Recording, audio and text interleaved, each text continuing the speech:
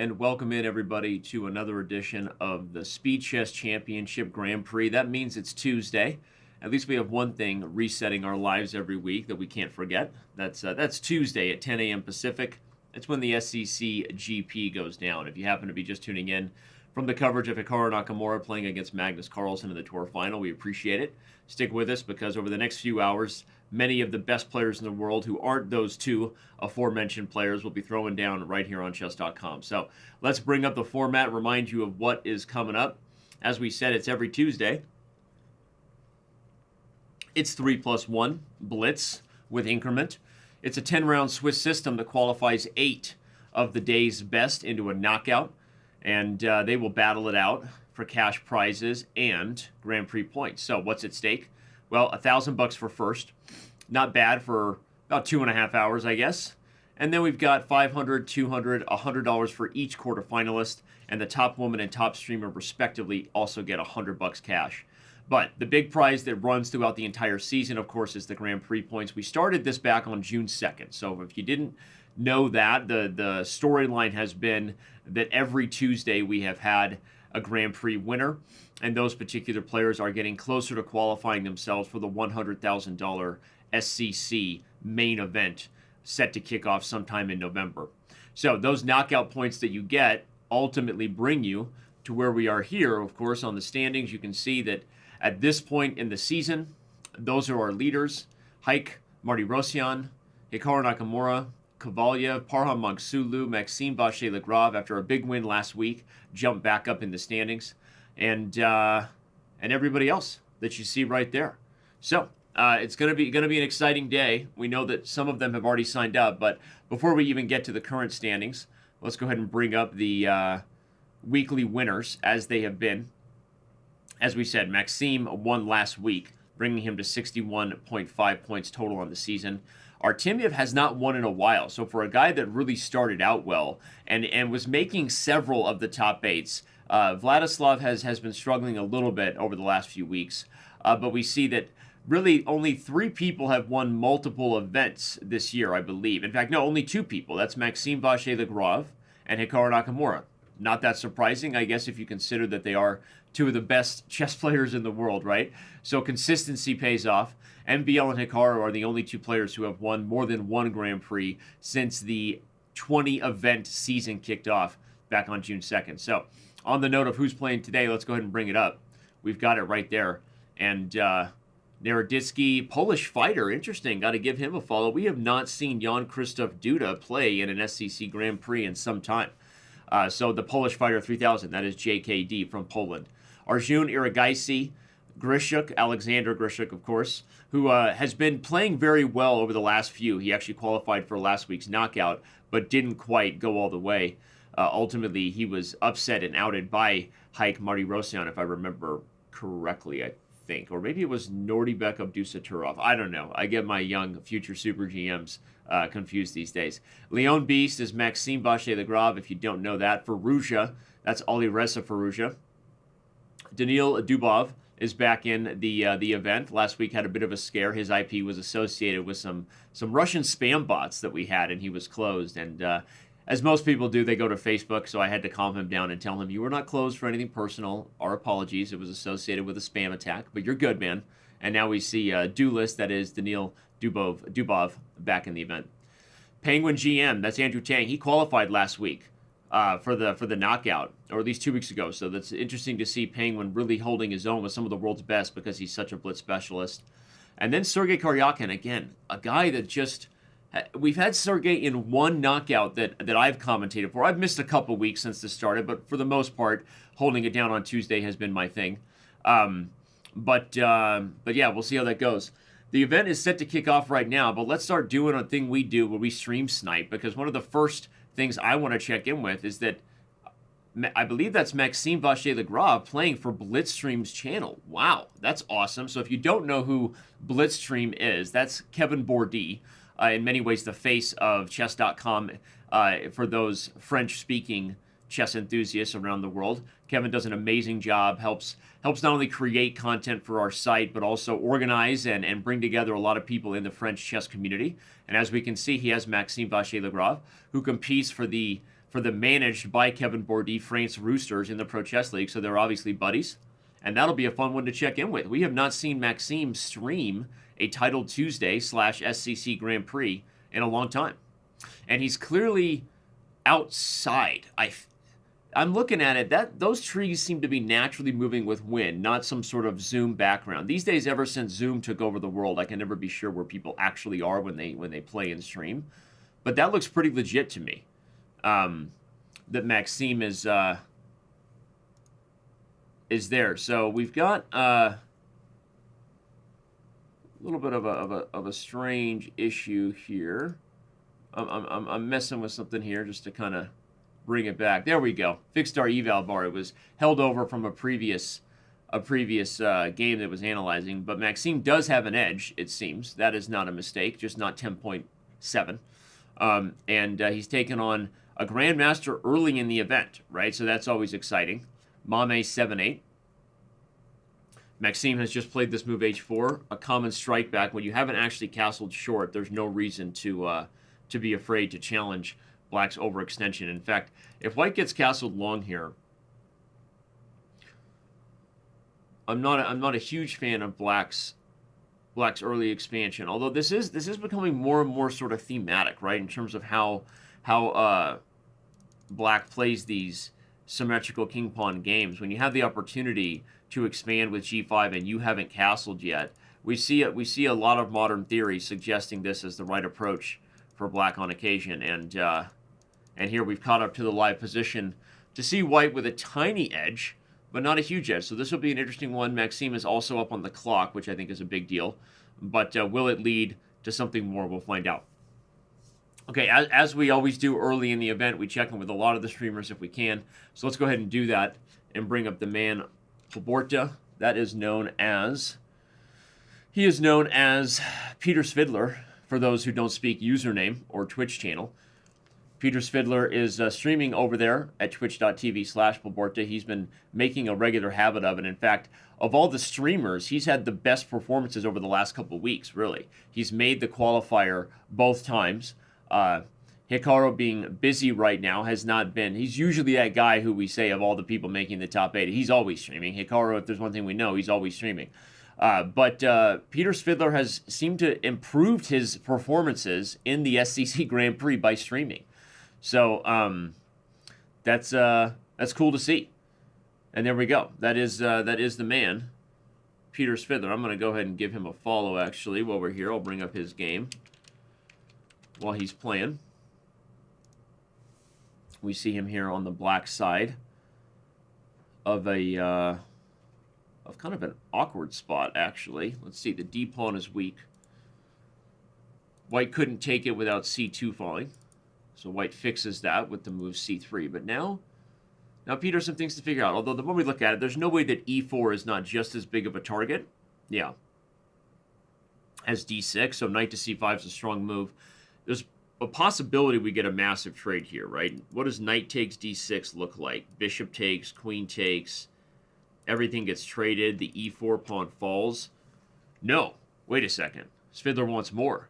Svidler wants big time. I like it. Plays the move rook to d8. So knight takes b5 was an option there. But he goes for e5, allowing the fork. Fascinating. Bishop takes g2. Knight takes a1 is going to come next. Somehow, some way, White is holding all the tactics here. In fact, I wonder if White takes c8, if somehow in the end of all of these tactics, the smoke will clear for equality. So this is an interesting moment. In fact, okay, White plays knight takes c8, but apparently it's not the best idea. Black takes a1 first, makes sense. And I think the main reason, at the end of the line, Black's going to be up a piece. Because if rook d8, queen d8, you can't take g2 and get your knight back, right? c8's hanging. So at the end of this line, it looks like Black is going to have won some material. Tricky and not so easy. Okay, we see rook takes a1. Black's options are many. I think bishop takes h3 is even on the agenda. You could also consider just saving the bishop. Okay, he goes for bishop takes h3. I was saying you could even save it, because at the end of all these lines, you're going to get queen c8 and queen d8, and Black's going to have two pieces for the rook. Oh, actually, bishop takes d8 wasn't even possible because bishop takes d8 would have allowed bishop c5. What a trick by Svidler. Okay, he's going to go on to win this game, and what a very nice transition it was. Let's check in with another streamer. Her name is Chelsea Monica, and she gets a dub. Look at that. First of all, shout out to the sweet-looking stream right there. I mean, the elemental work there is unique, right? She's captured the notation area, removed it into its own space, right? She's got a huge big board, and oh, she lost. Okay, I'm sorry, but hey, still huge shout out to your stream look, Chelsea. Seriously, that was awesome. That looks great. We will check in with that again. Okay, no, I hear you, chat. She lost. My bad. Okay. Okay. Well, the games continue to roll on here. I'm going to check in with Jan Christoph Duda. Looks like he's going to get a win. Good for him to start off on the right foot, given that JKD has not competed in a Title Tuesday for many, many a week. Many a moon, as my buddy Aragorn used to say. Many moon have passed. Oh, wait, was that Legolas? Like, who actually, like, what is it? He puts his ear to the ground. He goes, orcs are near. Orcs are near. Many a moon has passed since orcs were here. Thank you, Legolas. All right. Let's check in with another one of my favorite people on the planet. Not just a streamer, also a Chess.com staff member. Krikor, Mr. Brazil himself. Like Kevin Bourdie, a guy that does so much work to help grow the game in Brazil and pretty much all all Portuguese speaking countries. Here he looks like, well, what does he look like? I'm going to bring up the game as well while we see him on it, because I don't quite know what the evaluation is going to be here. I wanted to say Krikor was better with the bias creeping in, but I don't think that's the case anymore. As we look at the board that Krikor's analyzing, he's got troubles with e5 being weak and f3 being weak, so he plays g4. He's only got 5 seconds. And he's going to have to play quickly to stay with it.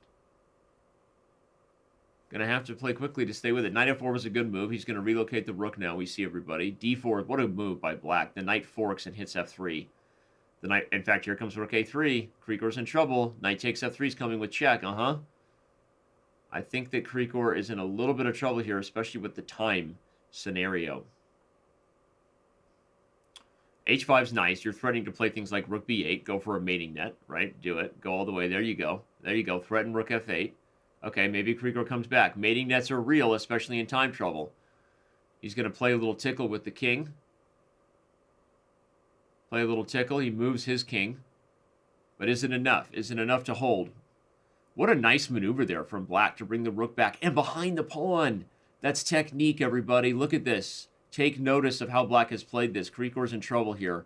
And I hate to catch my man on camera, but this might be one where he goes down. He's trying to settle on a repetition. No, he wants more. I like it. He wants the pawn. Okay, but who's better in the endgame, right? The pawns on the light squares help that dark square bishop. Knight h4, very nice. What a weird... Yeah, he shakes his head. I'm as confused as you are by your play, buddy. We're with you. I'm with you.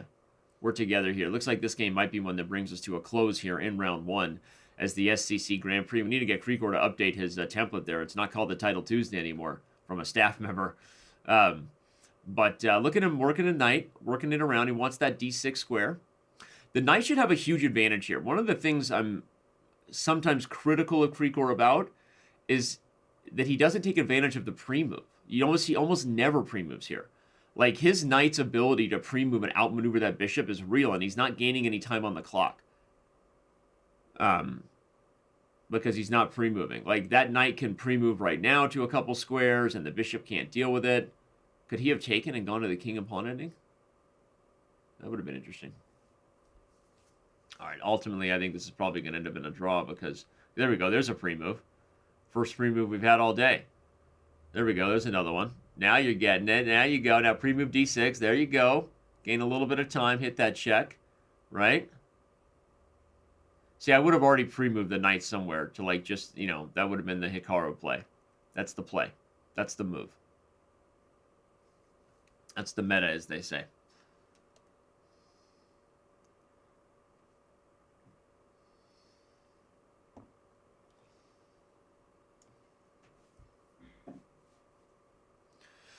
Well, let's head back to the live board here as we see Krikor.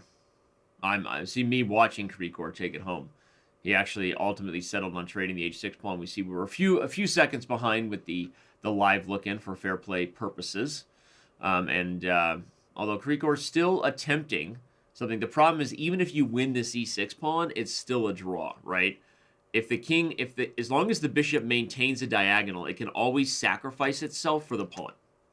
So king f6 is going to come, the knight's going to come in here, or even to f8, and even if you win this, it's still a draw. As long as black doesn't take and trade into the lost king and pawn ending, this is a drawn endgame.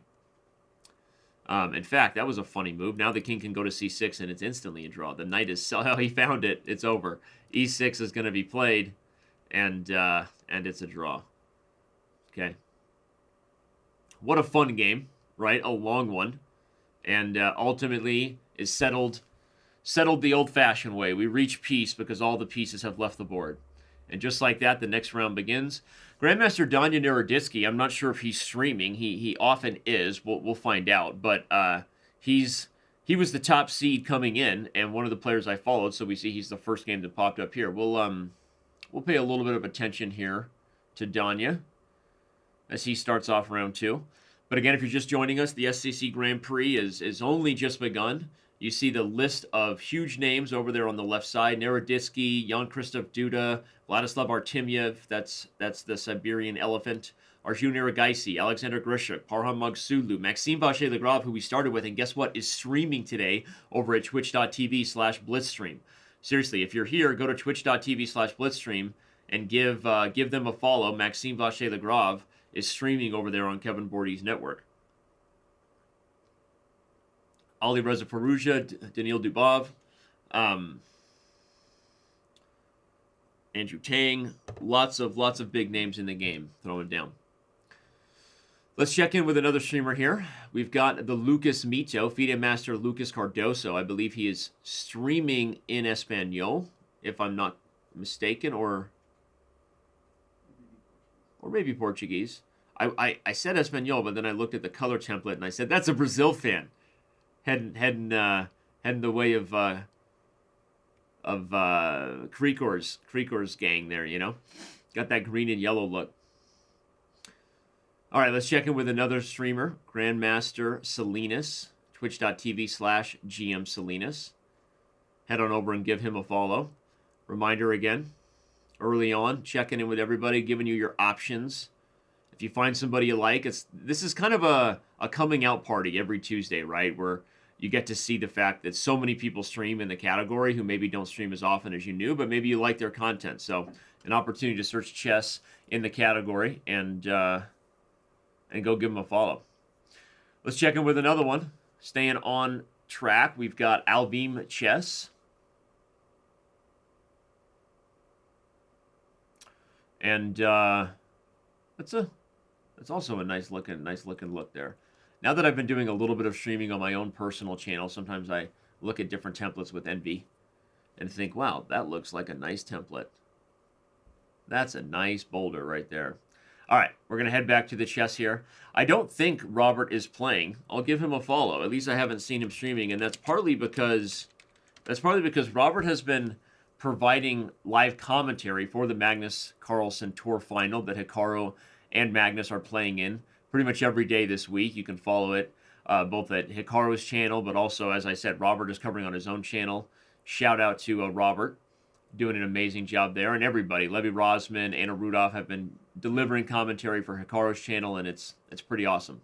So, but we are here to talk about the Grand Prix, and let's get a live look into Maxime Vachier-Lagrave, probably the biggest name in the game, currently leading the FIDE Candidates Tournament at the break caused by the global pandemic we're all facing. And here he's on the black side of kind of an awkward-looking position. A5 is a nice move, right? It sinks in that knight on c5. The knight on c5, crucial not only to hold the e4 pawn, but also to kind of keep the position closed. So he's really trying to make sure that the position doesn't open up for those two bishops, right? If you're looking at the big picture here, white has the bishop on g3, the bishop on e2. If the lines were open up, what's happening to that king on e8, right? It's kind of dangerous. So he's really trying to keep the position closed. Queen b6 is interesting because it loses the g5 pawn. What a game that would be. If white takes on g5, is black going to take on b2? He might. He is. Indeed, he takes on b2, and he hits the bishop on e2. The point is, though, what are you doing with that king on e8, right? Just super precarious. Definitely awkward. I think I used the word precarious, right? I often confuse it with supercalifragilisticexpialidocious when I say the word precarious. I'm feeling quite precocious. So I get a little bit nervous when my vocabulary is atrocious. Supercalifragilisticexpialidocious. Okay, we're continuing. Back to the live. So, catching up a few seconds, Maxime has brought the queen all the way back. I actually love it, right? He grabbed the pawn, stole it, and ran, and now he can continue development. Right? G6 threatens bishop e7, but allows queen f6. But if queen f6, rook g8, where do you have to show for it? Bishop e7 comes next. Yeah, I think Maxime has already looked at this, and I think he's okay with that. Right? The funny thing is, I mean, if you're looking at white's plan here, everybody, it doesn't take a rocket scientist to see white would like to play the rook to d1 and the bishop to h4 and checkmate on d8. Right? This is like a puzzle rush, just mating net, right? It's very, very straightforward pattern. Rook h7, but then bishop e7 is coming. So white's going for the plan I'm highlighting, but, you know, it's right now not necessarily something that is going to happen. Especially as time pressure comes in. Ooh, bishop g7. Now rook h5. What a nice idea. He wants the e5 pawn. Just risky to me. Ignoring the pressure on d8. Does he have bishop h6? Does black have bishop h6 here? He does. Well, now you can trade and win the e5 pawn with queen e5, and you should just be winning in the endgame. Good technique. Defensive technique by MVL to kind of wiggle his way out of that potential mating net, and I think he's going to go on to win and take a 2-0 score into round 3. Let's check in with another streamer. You know him as the Ginger GM. Other people know him as Simon Williams. I got nothing else. That's how people know him as. And there are multiple Spanish-speaking channels. Shout out to Jim35 Baby. Multiple Spanish-speaking channels going right now. I can't call them all out, but for sure there are. So if you're looking for some Espanol coverage, let's bring up our next streamer right here.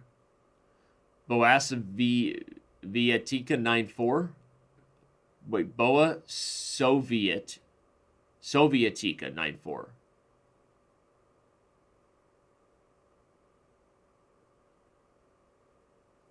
Okay.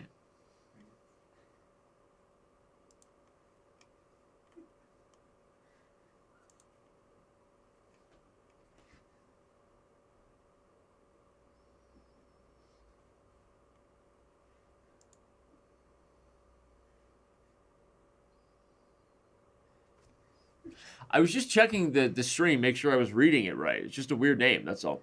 All right, Maxime Vachier-Lagrave does get the W as predicted. Let's go check in with Parham Magsudlu. Well, is he a super grandmaster yet?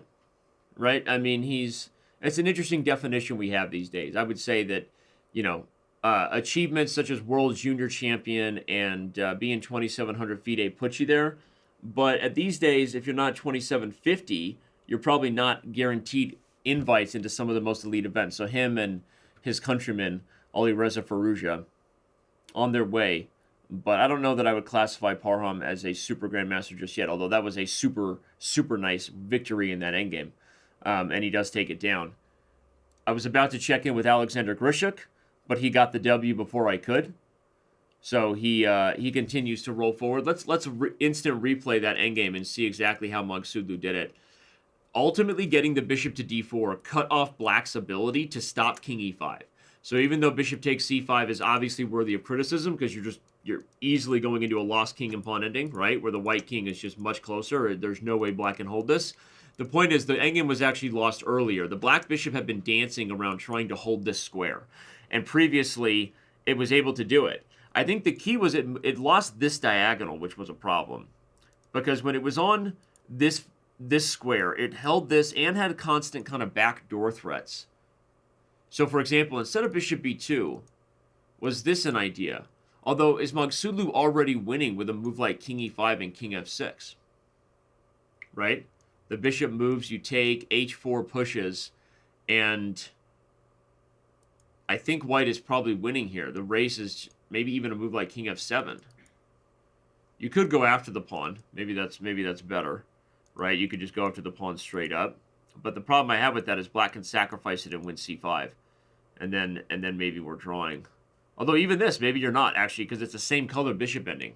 It's not an obstacle bishop ending, so you can always cut off the bishop's diagonal. So really interesting to see. I mean, I think that black was losing this for sure from the start, even with the idea of the backdoor threat. But ultimately, the point was Magsudlu got the bishop to an awkward square where it couldn't hold the diagonal.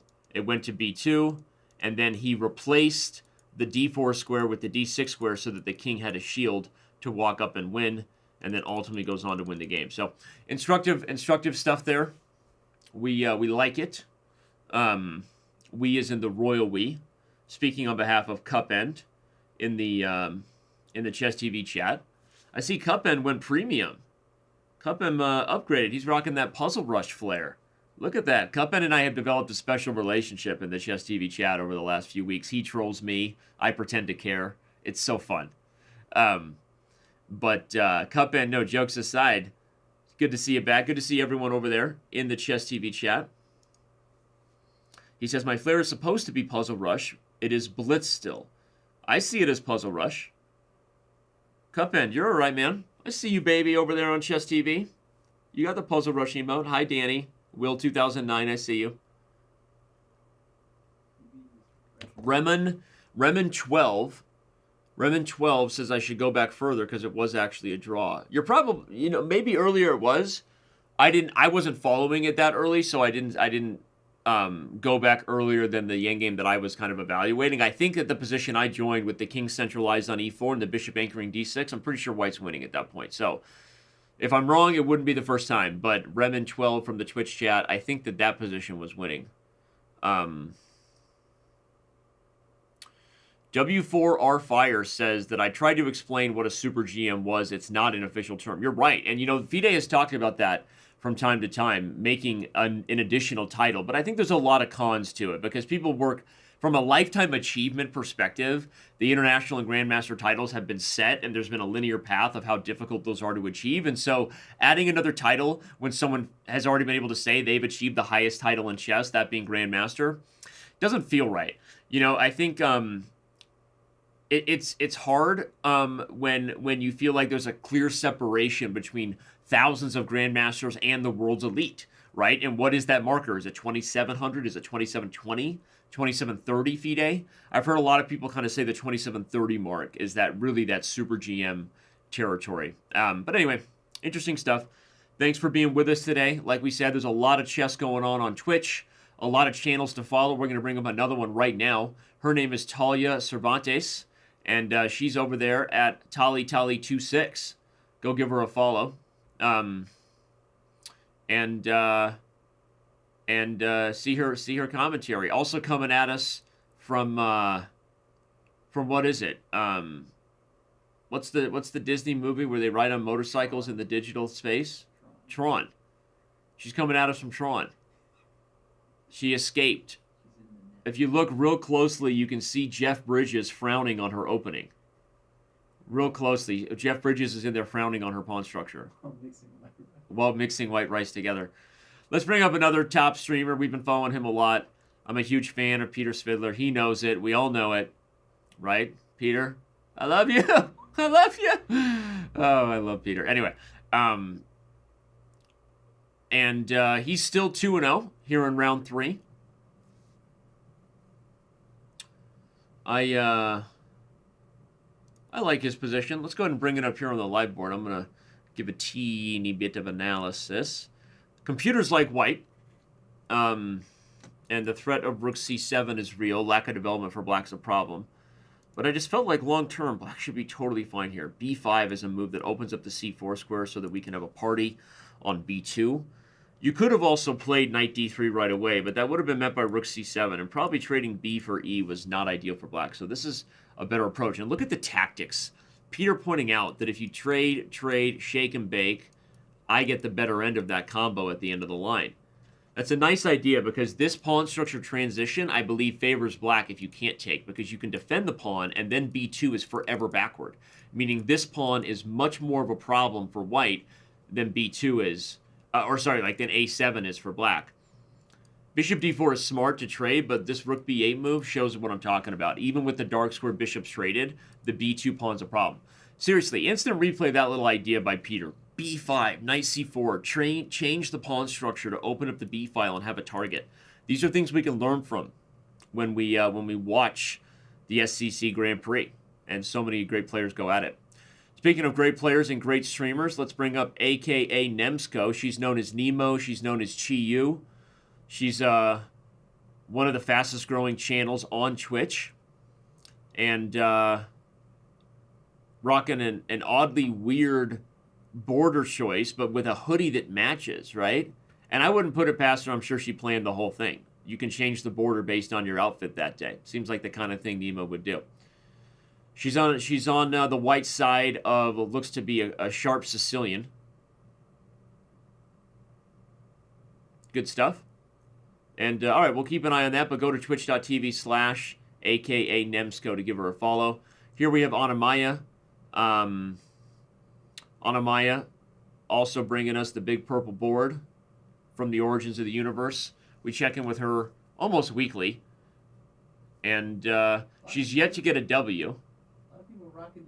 A lot of people rocking the outer space purple template, right? I mean, it is a very interesting year. A lot of people having existential, thoughts this year with everything we're facing on the planet.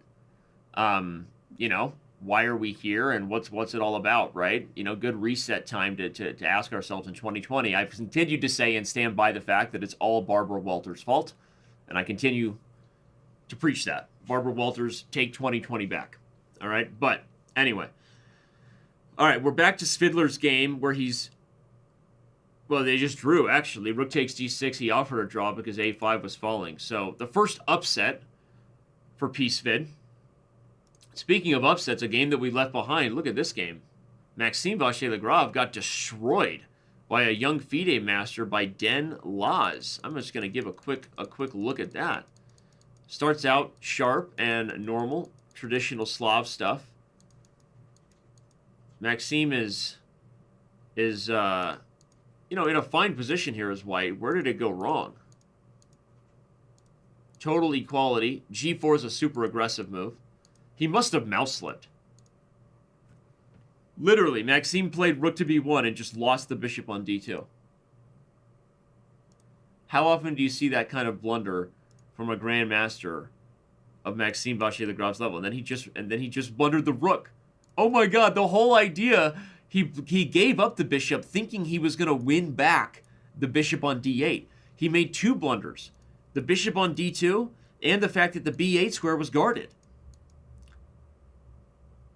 Someone might want to poke Maxime, make sure he's awake over there in France, because that is a rough start to the day. Checking in with Alexander Grishuk, who looks like he is not going to be slowed down. He looks like he's about to move to 3-0. He's up a piece, even if it is a passive knight on a1. It's still a knight. Yeah. Yeah, that was rough. And don't count out Maxime. He could still make it to the knockout. But that was ugly. That was like a, whoa, shake it off kind of game. Like, what just happened, right? Makes you want to check that it's still Maxime Vachier-Lagrave. All right, but let's check in with another streamer because he's still playing. The big fish, Vladimir Fedoseev, still rocking that avatar from when he made it all the way to the quarterfinals of the Fischer Random World Chess Championship we held in 2019. That's his little avatar there. It looks like he's about to win this knight endgame. Good technique right now. He's got an extra pawn. Will it be enough, right? Now he's going to win a3 in exchange for the a4 pawn, but with b4 targeted, the problem is Okay, with b7 falling, is the d pawn enough? I don't know that it is, because it's so close to the king side, white can corral it without having to leave the f pawn too far behind, right? Black wants to play king e4 at some point and bring that king into f3. Let's see how Big Fish handles this thing as we've got him on camera. Knight h8 forces the king back. That's irritating. He has to settle on a trade of pawns. When you're trying to win these endgames, trading pawns is never what you want, right? Because it just gets further to those spots where white can just sacrifice the knight, which is kind of... Oh, if he takes, he's got h3. Oh my god, he misses it. h3. He missed it. He took the pawn, and he gave him h3. What a trick. We'll back this thing up in real time and show it, assuming Fedoseev takes it down, but I think he's going to get the dub. What a trick there. Look at that. I got to show it. Fedoseev leans back, as he should. Brush your shoulder off, brah. Brush your shoulder off. Back here, everybody. See, white thought, I can take this pawn with check and then take back here, right? Because if the king leaves the h-pawn, I can take this guy. But he miscalculates. He should, if he takes here, still much better chances to draw. But he takes with check, missing that black has a sneaky idea. King f5 has no intention of trading, but actually pushing h3, and white is completely lost now. The fact that h2 was threatened, I think, force g4. My guess is that's what white played. Yeah, g4 to give the g3 square, but okay, this is easily lost. The knight is not a very good piece when it comes to stopping a corner pawn, but that's a nice little transition there. Even here, probably white's drawing chances are best if he just settles on the trade. But after this and this is still going to be better drawing chances than what they got in the game.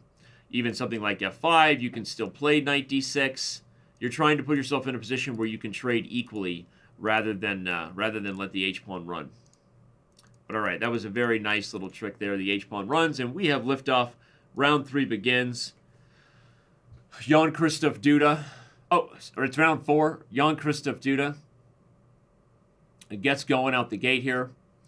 We see he hasn't played in an event in a while, but doesn't stop him from starting off on the right foot. Here, let's check in with another streamer. It's Tatev, my girl, Tatev Abrahamyan. I didn't know she was streaming the SCC Grand Prix these days.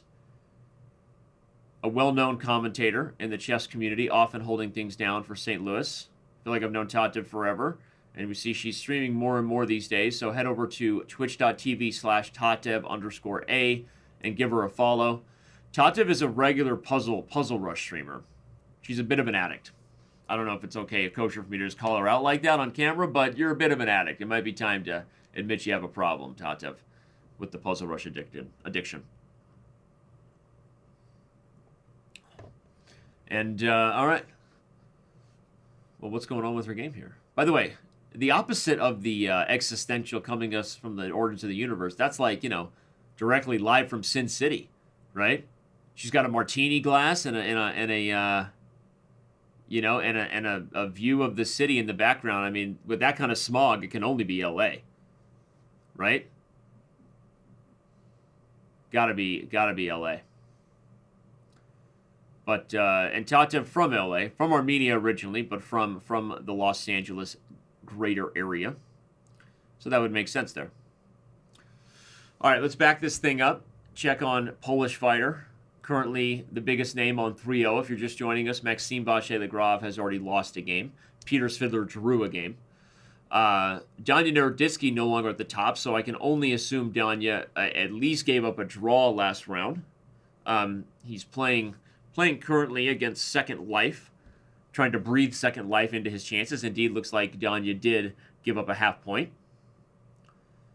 So we'll see how he continues to fare here today.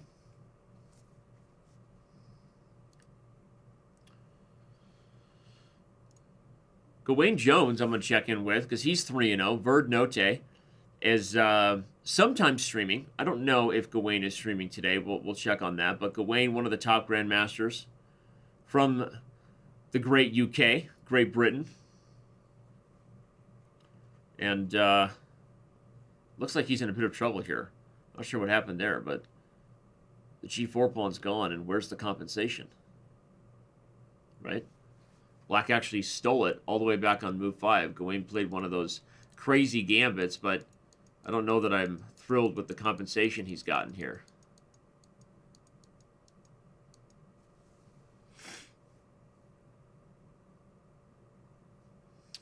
Rook to g3. Gonna double rooks. No, can't double rooks. The rook's gone. I don't even know what compensation white has here. Black's in a great spot. Yeah, this was not a good start for Gawain Jones. Cup End in Chess TV chat wants me to watch Sigoriev versus Artemiev. Well, I always have to listen to Cup End, so here we go. The Sib Elephant is Vladislav Artemiev taking on Sanin Sigoriev. Some have talked about their victories over Sanin Sigoriev and at unnecessarily long, lengths and with diatribe and added drama to the W that was their victory over Sanin Sigoriev. I'm not that person, but some have. Anyway, in this position, Sigoriev looks to be in a pretty good spot, actually. But can he hold d5, right? He stole c3 with check. The problem is, where does this queen go to prevent queen takes d5? I don't think you have it. The queen has to settle on either f6 or the queen side. Artemiev is going to take d5 with check. And, oh, he actually takes c5 first. Interesting. Okay, very nice. Yeah, Peter Svidler has already won his game, so he rebounded after giving up a half point, beat Grandmaster Nicholas Pert very quickly, GM Nick Pert. So shout out to Svidler, continuing to stream and play well. Yeah, Newer33 knows that I would never talk about my victory over Sigoriev like that. It happened 2 weeks ago. It wasn't that big of a deal. It was very, it was a big moment, but, probably MVL would be someone who just continues to brag about a victory over a GM like that. All right, but Artemiev has weaseled his way back into this game against Sigoriev. This is Russian-on-Russian action that we're going to see home. The d5 pawn is the weakest peshka on the board, right? But the problem is White's king never quite reached, there was no castles here, no full coordination, so that's why this rook has taken this rather creative route into being useful. I like the move bishop h3. In fact, I like it a lot. Now you can play king g2, complete the castle setup so you're no longer worried about first rank activity, and White's going to be in good shape. This is sort of the instructive, point behind the thing that Artemiev did, allowing his king to be chased with queen takes c3 check a few moves ago, right? Just the vision that Black was not going to be able to bring more pressure to the uncastled king allowed him to take that risk. And material is equal, just awkward. Right? Both sides have 5 pawns. It's just a bunch of split pawn islands. But I think in the endgame, only White can win a position like this, with d5 being so weak. I think just rook d4 now. Yep, indeed. Artemiev finds it. You can even trade. You can go back to h3 and f4. Okay, that's his choice. Makes sense. I was going to say, even if he traded, he's probably playing for 2 results in the endgame. But this makes sense. He's going to take on d5, be up a pawn. Sigoriev only has a couple seconds, so that's less than ideal. For a time scramble against the Siberian Elephant. Some reason I'm rooting for Vlad today. You know how sometimes you start the day, you preview the event, you look at the standings, you see a guy like Artemiev who just hasn't had a very good event in the last few weeks. g4. Play g4. Play g4, and if he takes it, you have knight g6. Play g4. He's thinking about it. If he plays g4, I'm busting out the emote. Do it. Do it. Do it. Do it. Oh, come on! You should have just played g4 right away, bro. Okay. He's still going to go for the idea. The whole point is if h5 is protected, then you can put the knight on g6, and then you can go for mate. That's why I wanted g4. He doesn't take the risky route. We're going to back up and see if g4 was as good as I thought it was. Likely was not. Was it because of rook c4 coming? We'll find out. But a nice instructive point. If the knight has to move, watch out for knight g6 and the game's over. Here it comes. Threats of mate. Sigoriev will lose on time or on the board. Let's go back to this position and find out if I was right. Was g4 winning? Here's my idea. If you take knight g6. By the way, do I get to bust out the emote anyway because I was right? Do I get to do that? I'm pretty sure I do.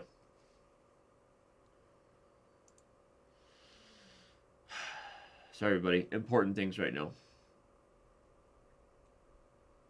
I need to change it on my Twitch. G4 is listed as like a tier 3 emote on my personal channel. I'm not actually trying to get anybody to subscribe to a tier 3 emote. It's just that's just the way I did it when I uploaded emotes. So here it is. Here it is for the Twitch chat. There you go. Accidents happen. Whatever, Persona shoulders. Every once in a while, I find good moves. It's happened before. Okay. Games amongst the top players in the event. Danya Naroditsky gets the dub, keeps pace, is now 3.5 out of 4. MVL strikes back, now with 3 points out of 4. Jan Krzysztof Duda fell to MSB2. So the Polish fighter, now going to be fighting for his life to stay in the hunt for the knockout, just like MVL, has given up a full point. Svidler won very quickly, by the way. This was an awesome one. Parham Magsulu gets the W. Alexander Grishuk continues to be on fire, is on 4 out of 4. And as we all already saw, Vladislav Artemiev, the Sib Elephant, is also on 4 of 4. A game with one of the top blitz players on our site, a junior, by the way, our junior Agaisi, is one of the top juniors in the world. Maybe not something you knew. You're like, there's so many Indian players that are, among the top juniors in the world, right? Nihal Sarin, Pragnananda, Pragnananda. Don't correct my pronunciation. Our junior Agaisi, Ranak Sabwani, plays on our site a lot. So our junior Agaisi, one of the top blitz players, and I'm spending a little bit of time on it to show the final position because he's actually the overall tournament leader in terms of tiebreakers. But a lot of big names taking us to the break. We are going to have our first fair play break in just a moment. Let's see what the final games are that are still going here. We'll check out this one here between Rodchenkov versus Santo Blue. Santo Blue on the worst side of a rook ending, but should be able to draw this, I think. Just keep the rook on the long side, king on the short side. When you talk about long... Ooh, be careful. Here comes rook over. Okay. What you want is just... You can just keep... Okay, this is fine, but the point is... Okay, he checks him. I guess he's still okay. He's still good. Santo Blue's still good. But you have to be super careful here. Well, actually, white has no way to hide from the checks. So he's just going to draw because of the awkwardness of the double pawns. Rook g1 is just easy draw. It's interesting because if the pawn was not on f5 and the king had an ability to hide, the position actually probably has more winning chances for white. It's still a draw, but the point is, here the white king just has no... There's no shelter. There's no safety because the double pawns get in the way. And now you can check and trade rooks, and it's an easy draw. Indeed. Okay, he doesn't trade rooks. Not sure about that. Okay, just draws the old-fashioned way with a 50-move rule. Just to point out, because I've been given lessons to Pog Champs players, this is an easily drawn king and pawn ending because the pawn is in front of the king, so you can just maintain opposition the whole way back. It doesn't matter what white does. Eventually, not that move. You see the eval bar. Eventually, you go straight back from the pawn, and it is a draw. I can't move on the mouse today, apparently. There we go. All right. Well, interesting stuff. We are going to be getting set here for our first fair play break where we check in with everything going on behind the scenes. Gives me an opportunity to oversee any critical sensitive cases. Gives the team an opportunity to catch up, run all the games that have been running for the last few rounds. We'll remind you of all that we are doing behind the scenes in just a few minutes when we return from our break. The SCC Grand Prix continues on this Tuesday.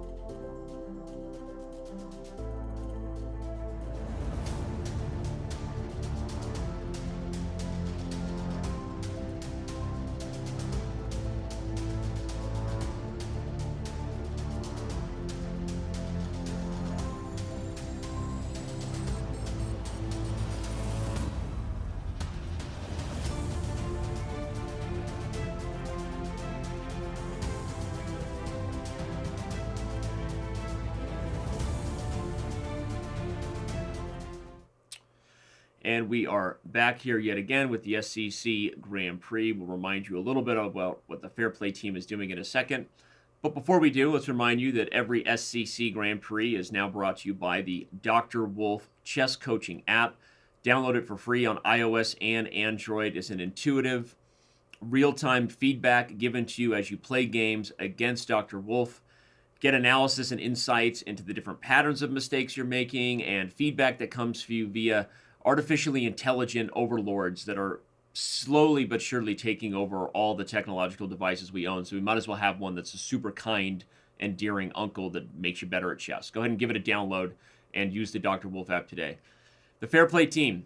We take breaks at round 4 and round 7 during the SEC Grand Prix, something we also do during other events, but because this is the most regular spotlight to the fact that we are, on a weekly basis, unfortunately, continuing to close title players for cheating who have not gotten the memo that we will continue to do it, including top grandmasters. And unfortunately, this week we actually will be closing a repeat grandmaster cheater who will never be welcome again on our site. Those are the fun things that Danny says when he's on camera. But just so you guys know that the team is working super hard. We're closing so many accounts after reviewing millions of games. And the real-time proctoring that we do, we'll talk a little bit about that in round 7. But there are players on camera being observed, screen share, all kinds of insights and analysis being done all the time. And with that, and without any further ado, it's time for round 5. Let's do it. Maxime Vachier-Lagrave trying to keep pace. He starts off with the white pieces versus FIDE master Armen Barseghian. We've got one of the guys we've been following. We'll bring him up. Peter Svidler, taking on Swimmer Chess, because we actually have him on stream. Look at that. Clicks on the profile, goes and checks out who the person is. I love that. Doing his research. International Master Swimmer Chess, choosing to rock the Platinum Flare rather than the Diamond Flare. Kind of funny. Diamond members get to choose. And so he's got that little Platinum crown there. Adorable. Playing against a Rosalima with the Knight A5 line. This is a fun line if you don't know this line. The main point is that if we back up here to my main board, Bishop to B5, most of the variations involve E6 or G6, and of course there's ideas of taking on C6 at some point. Knight A5, while it is a move that breaks principles, puts a piece on the edge of the board, it also makes this bishop feel kind of silly, right? And with the idea that comes in the Sicilian anyway to expand on the queen side, excuse me, again, my mouse is being a little wonky right here. I'll change the battery soon. The idea is that the bishop maybe losing time makes up for the fact that the knight has gone to the edge of the board. And that's exactly what Swimmer Chess has done here. This is a funky line. Ultimately, the transposition goes into something that would look very, very sound for white, right? I mean, the pieces are developed. The rook is in the center. He's probably going to play for either C3 and D4 or even B3 and bishop here. Those are both options for white. Let's see what... Okay, so Peter goes for the B3 line with E5. Totally good.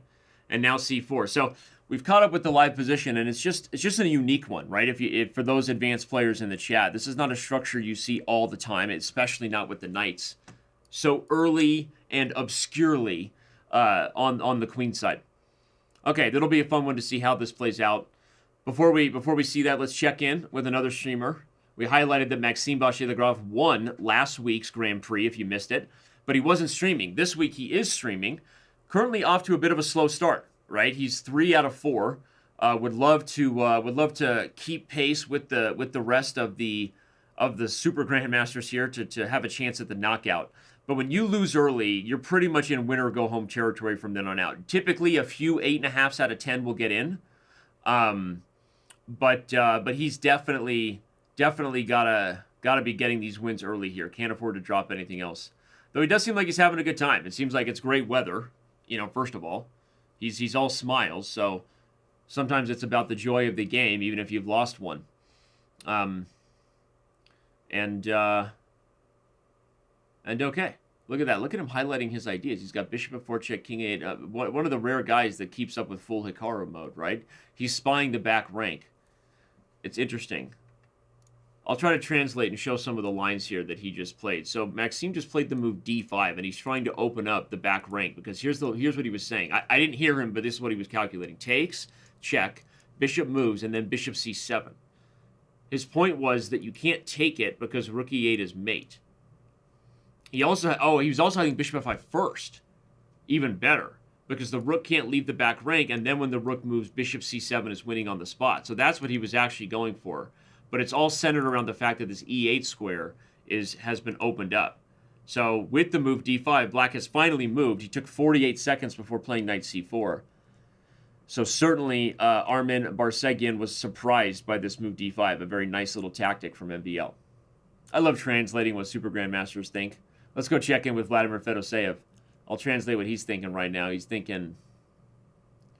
Well, I don't know. He's not highlighting on the board, so, you know, if I was crawling inside that headspace, I'm sure he's thinking, I hope my kid doesn't come in and interrupt me again when I'm playing chess. We've seen that happen a few times when he's been streaming.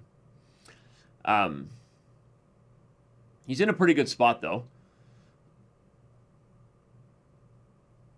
Nice knight in the center, a small edge for white. He's got the 2-on-1 on the queen side. You can see, right? 2 pawns versus 1 over there. That's kind of that's the only real positional advantage white actually has in the setup. Taking on a strong player, though. Vugar Rasulov. This isn't going to be an easy one. The Azeri Grandmaster. Not a household name necessarily that you always think of, but we've seen consistent performances from Vugar many times. So, wow, the transition. The transition is coming. He's going to do it. Bishop takes f6, and we're going to get a big trade of pieces where at the end, white's going to have 2 pieces for the rook. Feels like Vugar missed that little tactic with bishop takes f6. Let's go ahead and bring it back to the live board so I can show the blunder that was made here. If we ran this through Chess.com's game report, this move, rook 5 to d7, would be given the blunder town. I think he just missed that the knight was key to making that move work. So bishop takes f6 removes the defender. White wins a rook. So naturally you have to take d3, but that allows bishop takes e7. And at the end of this trade, the big fish has 2 pieces for the rook. Nice little combo. Vugar blundered with this move, rook 5 to d7. Okay. Interesting stuff. Let's go check on Danya Naroditsky's game. In this position, he's better. Opposite code bishops and a d6 square. Just screaming my name. Oh, man, I want it. Is it rook takes b5? I think he's got rook takes b5. Okay, if rook takes, queen d6 is mate in 2. The problem with rook takes b5 is rook takes g5. And then does queen d6 check get anything? I don't know that it does. Yeah, I think Danya's going to settle on the move bishop f6 instead. He's still in a great position. And in fact, he does settle. But now there's no longer rook takes b5. Queen a5 renews the threat of rook takes b5 because the pawn is pinned to c7. What a tricky little position here from Naroditsky. The d4 pawn is falling, so he has to retreat, but it's not... Oh, he just blunders the rook. LOL. LOL. Resign town. Population Timofeyev. Huh? There you go. Back to Leon Beast. We've got Maxime Vachier-Lagrave in a, well, he's a little bit better in the endgame. Let's see what he thinks. We'll take a live look into MVL as he streams his perspective over there at twitch.tv/blitzstream. Give him a follow. Yeah, he should be better here. And the reason I say that is because white already has the passed e-pawn and g7 is also a target. So there's an inherited sort of principle of 2 weaknesses, right? The g7 pawn is weak. And so white has more than just one advantage, which is the extra pawn. I like how they screen capped the usernames and the time to be on the right side of the board, so the board can be super big. Allows us to see this time scramble here, which is nice, so we can stay right here. Yeah, now he's going to work it. Put the pawn on e5, maybe the king to f5. Yeah, okay, what was he trading? I'm surprised by that. I feel like that was a little unnecessary from Maxime. He settles on the rook ending almost. Wow. Yeah. He settles on the rook ending. I don't know that really... Oh, he's got mate on e8. Very nice. Okay, this is interesting and instructive. Maxime showing me that white's winning chances here are very real. And that he's going to be smiling. He's got that passed f-pawn. Maxime showing us that the winning chances in that rook ending were very difficult and that ultimately, that was a tough one for Black to defend. King escapes checks, and it's all over. Black resigns. Maxime, happy to be outside, happy to be enjoying that sunshine. And there you go, right? The sun shines on everybody from time to time with a happy face. Makes me wish I was outside enjoying the fresh air like Maxime. All right. Yeah, Svidler not only is losing, Svidler lost. So that's a bit of a shocker. Let's see what happened here. This was that awkward knight a5 kind of Rossalimo, right? I was talking about it. And he's in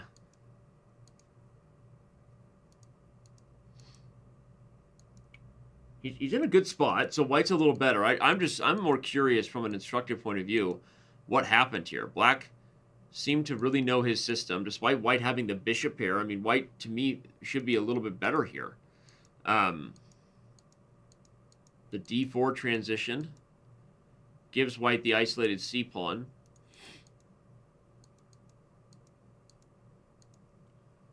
Interesting. I think he just underestimated the weakness of the f2 pawn here. I mean, why didn't Black actually take f2 check right away? Okay. Knight e5, but he played queen takes e4. Then he just gives up the f2 pawn and apparently goes on to lose there as the next round begins. So, strange there. Feels like it might have just been like a one-move blunder. I guess I'll bring it up because I actually do want to see the end of it as the next round gets underway. That final position, what was it? Yeah, White was doing totally fine, and he just played bishop f4, g5, and took. Wait a second. No, he just blundered a mouse slip. Svidler was doing fine. He just played rook b4. Wow. Happens from time to time. Well, let's take a look in on Poborta. Doesn't seem to be too disappointed about it. Spirits seem high. He has the potential to reach 8.5. Like we said, 8.5 is kind of the benchmark, right? Of you have to get 8.5 if you have any kind of chance. I've just been told that Hikaru won the last game against Magnus Carlsen and looks to be doing pretty good in the next game. Oh, wait, no. The Armageddon game has not begun. So Hikaru won, descended to Armageddon. So exciting stuff all around. And we're here taking a look at the SCC Grand Prix, although right now we've got the most exciting thing in the world. This is the most exciting sporting event in chess when your opponent just doesn't show up, as Peter Svidler was just waiting for his opponent who had never moved. So exciting stuff. We hope everyone is enjoying the Armageddon between Hikaru and Magnus. A lot of you might be watching both of these streams at the same time. If not, if you're just watching that stream, you can't even hear me anyway, so it's irrelevant. We see MVL struggling a little bit with his connection there, but now he's back. And off to a pretty good start as Black looks to be a little bit better against Twitch Elham Blitz 05. That probably means that Elham Blitz 05 is streaming. Wonder if we could find that guy. Twitch Elham Blitz 05. Most likely when someone puts Twitch in their username, they're trying to give us a signal. Like a bat signal. We'll see if we can bring that up. But we've also got the big fish. We'll check in with him again. Vladimir Fedoseev, amongst the top players right now, and those still streaming, has been playing very well. And there we go. We've got Elham. We found him. Shout out to my producer for being so fast. Seriously, Elham Blitz 05. We found him. We got him. And that pays to put Twitch in your username. So there you go. If he hadn't done that, I would have never had any idea. Look at him providing commentary while chillaxing on the couch. Yeah, he's got his posing for the... Unless that's not his leg. Yeah, is that his leg behind him? Is he wide open a God Mator style? I don't even know if he's that flexible. Let me see if I can do that. I've got shorts on.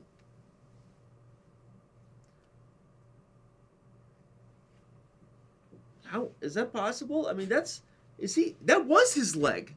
He just moved. His pajama pants are gone. Oh my God, what a flexible cat. Shout out to you, Elham, for properly stretching before the chess tournament. Wow. Crazy stuff. Okay. Back to the main games. Let's do it. Leading the event, the Siberian Elephant is among them. So we're going to check out his game here as far as the X's and O's that matter. He's taken on Gawain Jones, who is 5-0, along with Vladislav Artemiev. Looks like the Russian might be getting the better of this one. Artemiev is also one of those guys who just has like the super simple way to just win chess games at times. Like, just better. The rook ending with knights, no big deal, right? White has the 3-on-2 majority, but Black's pieces are so much more active, controlling the open file and the second rank, right? This rook can't move because of this pawn. This rook can't move because of the knight, right? If this knight moves, f2 becomes a problem. And if the king goes to f3, oh my god, it just feels like he's walking into the face of danger here. If he goes king g3, I think this knight will head to either g6 or g2. So now the rook, okay, now the rook is supported, which renews the threat of knight g2 check. This is just super scary. I mean, it's a weird position because I don't see a knockout blow for Black, but Gawain is really under fire here. Again, it's hard to find any moves. Okay, but that move allows knight g2, does it not? He's headed to g3 to win h3, so that's his plan. I don't see the victory yet for Black. What's the move? A surprising one might be rook d5 to threaten rook e5 check. Okay, f5 is planning, I assume, after takes, to take with the knight. Meaning take with the knight with check. But he could actually take with the pawn to open up the e-file. I think he'll take with the knight. And after the king moves to f3, try to find some way to take advantage of this situation. Knight comes into g2, but then what? Again, I kind of liked my idea of rook d5 at some point to head back with the check. Okay, it's over now. No, he's winning c2 is too much. Too much here. And Black's going to go on to win. Artemiev, and again, wasn't it? I know it sounds weird, but sometimes I just feel like you show up, you read the names, and you get a vibe. And I'm vibing right now. I got a vibe from Artemiev. It had been a few weeks, and he's not even on camera, but he's a guy that, you know, I just expect to be there at the very end as far as those knocking on the door to qualify for the Grand Prix. I mean, sorry, for the main knockout. Note that Exotic Princess, Bador Jabava, has already won, is sitting on 6 of 6, and in a great spot to qualify his way into the knockout.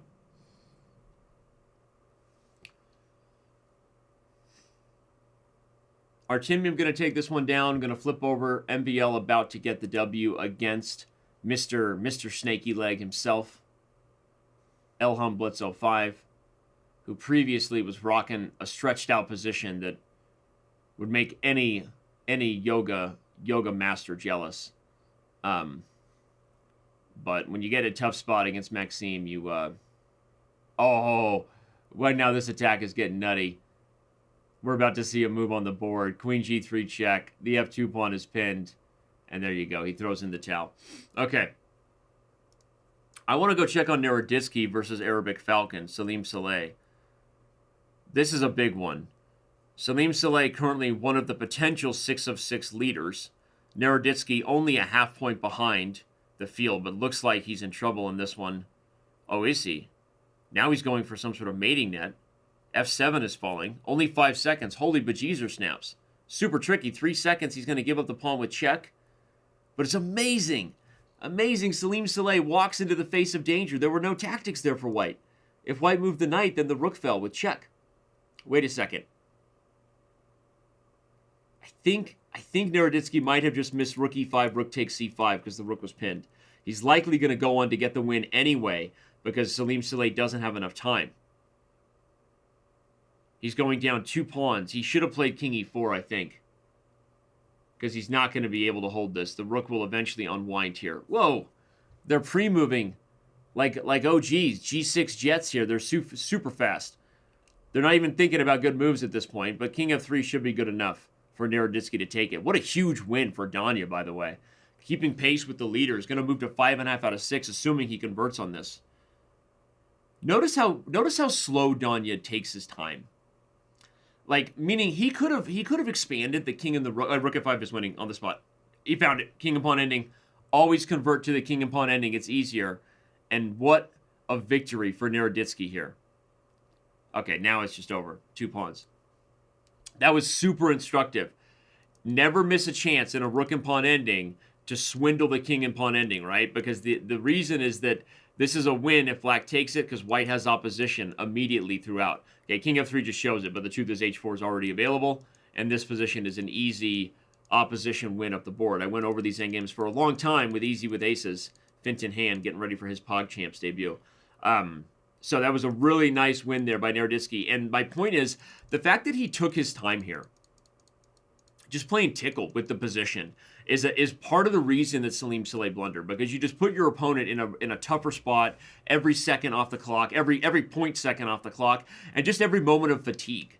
So just I don't know, just super GM stuff as far as online blitz is concerned by Danya Naroditsky on a consistent basis, and he converts into a winning king and pawn ending.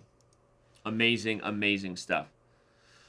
Okay, so that game is in the books. We see that from a perspective of who's leading the event: Artemiev, Oparin Grigori, Parham Magsulu, Vugar Rasulov. Exotic Princess is, Bedor Jabava.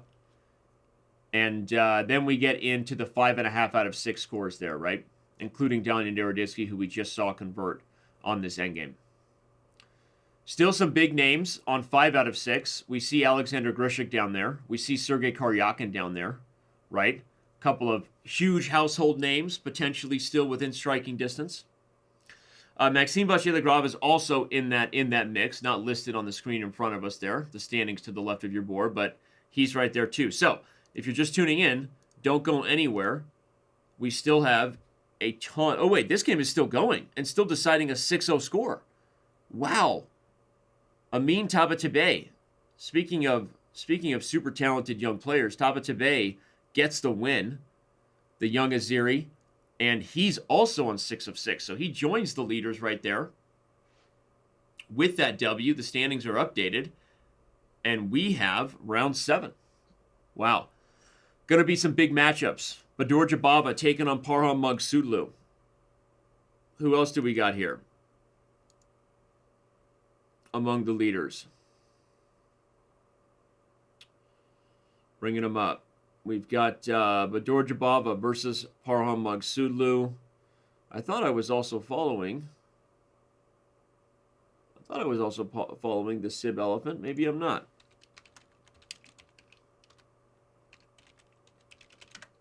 I am now. He's taking on Oparin Grigori. Vladislav Artemiev versus Oparin Grigori. Parham Magsulu, as we already pointed out. Some big games. Taking on Exotic Princess, that being Bedor Jabava. Actually, wait, they already drew their game. That's so lame. These two guys don't deserve to qualify. That's a little early to get that score. Taking a draw through 7 rounds is super risky because now they're going to be thrown back into the mix with a ton of players who could leapfrog them. So I'm going to give a bit of a wag of the finger there, to those two guys.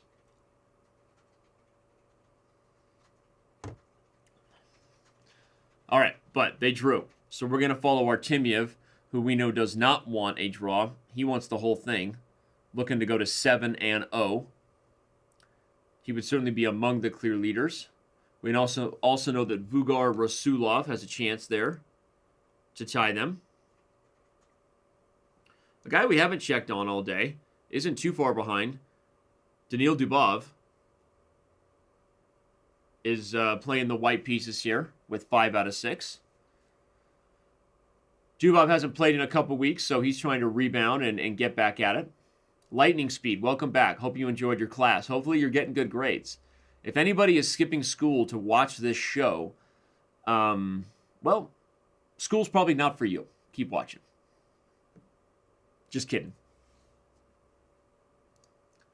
And wow, what a crazy day for Hikaru Nakamura if you're just tuning in. Hikaru beat Magnus Carlsen on command to force Armageddon and then won the Armageddon and takes a 3-2 match lead in the Magnus Carlsen Tour Final. So, super, super exciting for those who are fans of Hikaru. We know a lot of viewers tuning in here follow his stream regularly. So, shout out Big win there for Hikaru Nakamura. And if anyone is now fully tuning in and focused here for the rest of the SCC Grand Prix, welcome. Welcome, and we appreciate it. All right, Daniil Dubov is a little bit better here as white. This must have been a weird Dutch. No, it wasn't. Wow, weird English with black committing to an early f5. That's risky, opening up the light squares, and maybe a little too rich for my blood, to be honest. I think Dubov's position is fantastic. All right. I want to go back to the other leaders in the event. Vladislav Artemiev. A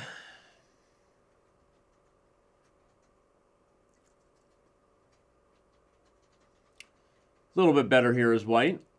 Closed pawn structure without an easy way for black to hit at this e3 pawn. Wow, king f2. Is he going to transition for g4? What? Nice idea. Plus, the e3 pawn is so weak, right? You're already anticipating black going for the knight d5 idea, so this defends e3. Gives your other pieces more flexibility. You never want the big pieces having to defend the little guys, right? So putting the king on f2 to hold the e3 pawn. Good stuff. King f2. Strong move against Opar and Grigori. Another guy who has won one of the SCC Grand Prix here. Over the last few weeks, there's only been a few of them, and he's one of them. Grigori, a little bit worse here, though, and I like the way Artemiev is playing. Clearly anticipated the move knight to b6 because it relieved the c5 square. Pushes the queen back. Squeezing an edge here. How's he going to do it? He's going to win the exchange? My God, man. Artemiev sees tactics just nuts.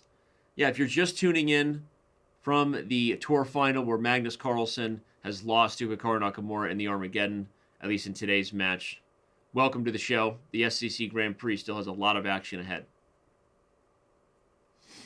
Takes b5, rook takes f8. White has just upped the exchange, and an easy game here with the open c file. I mean, outside chances, the knight is solid, right? The e3 pawn is weak, but this is absolutely a fantastic game right now by Artemiev. Here comes Grigori. I like this, though. Counterplay. Force the king back into its cave. Indeed, he runs. He runs back to g1, but Grigori's all in, hoping for an outside chance at an attack. Again, likely this is just nothing because the further it, the more you open up the king, right, the more you make the rooks dangerous eventually against the wide open king on g8. But the outposted knight on d5 combined with the pressure these pawns exert just makes it tricky. So we're going to stay here and see what happens in the time score. There's a ton of big games going this round. Danya Naroditsky taken on Tigra. Maxime Vachier-Lagrave is taken on Go Gif over there in the standings. Peter Svidler still maintaining pace with 5.5 out of 7. Has already gotten the W this round, apparently. So if you're just tuning in, a lot of big names playing and a lot of big games ahead. Okay, the queen slides over. And again, I just like the way that Grigori has set this up. Not so easy to break through. I think white has to switch back to the c file at some point. That's an awkward move. He's inviting pressure on the g2 pawn because he has checks here and here. Grigori, only 17 seconds. He's a bullet specialist, though. Not quite on the level of Bortnik, but Grigori is fast. Queen d8. Oh, very nice. Forces the king to f7 because if king h7, rook h3 was lights out. So king f7, g3. The pawn is pinned. I assume you're going to go here and threaten rook f4. No, but then e2. Right? Is he going to have to settle on some sort of perpetual? He might. He works the queen to h5 where it protects the rook, but what's the next move? Right? White has a draw in hand. He wants more. He goes to the c file, threatens rook c8. How does Grigori handle it? Only 3 seconds. He has to retreat the knight. That's a bad sign. Now rook takes f4. Whoa! He blundered the rook. He played rook takes f4. Oh my God, he forgot the pawn was pinned. And black's winning. Oh my God! Artemiev with a rare blunder. Artemiev with a rare blunder. Absolutely crazy. It's not over yet, apparently, he says, but wow, what a shocker. He still has pressure, and Grigori still only has a few seconds, so stranger things have happened than blundering this. He misses queen c8? No, queen f8, he's still in the game. Rook, queen h7 is made! Holy crap! What a game! Did I just say holy crap? I'm sorry for all of you PGs. Oh my God! What a freaking game that was! Holy bananas! Oh my God, look at the replay of that. If we head back here, white is winning and has a draw in hand. Easy money, but he wants more. But he blunders. He mistakenly assumes that the knight retreating and no longer guarding f4 means it's a free pawn, but it wasn't. He blunders the rook because the pawn is pinned, and he should go on to lose this. I mean, full disclosure, there's no way Artemiev should win this game anymore. But he keeps on it, keeps checking, creating weird problems. Probably the simplest thing for black to do was actually a move like king g7, meet queen e5 with rook f6, just try to trade pieces. But he doesn't trade pieces and ultimately falls for a weird backdoor mating net. The threat of queen to c8 checkmate forces queen to f8, and then he blunders. He should have taken the draw. He blunders and gives mate on h7. I mean, of course he doesn't have to take the draw. He could even play this move, actually. He's still totally winning. Or hell, I mean, now that we're here, he could have played queen f2 and just got the queens off the board. Even this is an endgame that black probably can't really lose. But he blunders the backdoor mate with rook f6. Oh my gosh. That is drama. And again, anybody who's been watching the whole show knows this isn't me making it up now. I said something in the beginning. I've been saying this since round 2. Artemiev, there's a vibe. There's a vibe today. Whoa. Thank you, Keanu, for the vibes. Oh my God. That game woke me up. That was nuts. That was totally nuts. Absolutely crazy. And we continue to have exciting chess here. I think we're getting set for our second and last fair play break before we ultimately arrive at the knockout. Classic. We always get one rook and knight versus rook endgame, making everybody wait. Uh-oh. Wait. He's creating... This is getting a little bit spicy. Little spicy. You have to be a little careful now as black. Okay, you just check him back. Check him out. Okay, now he goes there. If rook h6, he has knight e6 now. That's the idea. Still should be an easy win. I mean, an easy draw, though. But you have to be a little careful. Little careful. No. Nah, who are we kidding? It's going to be a draw. Wow. Yeah, Vlad is fast. It's not even that he's fast. He's also just tricky. That last game by Artemiev. So crazy.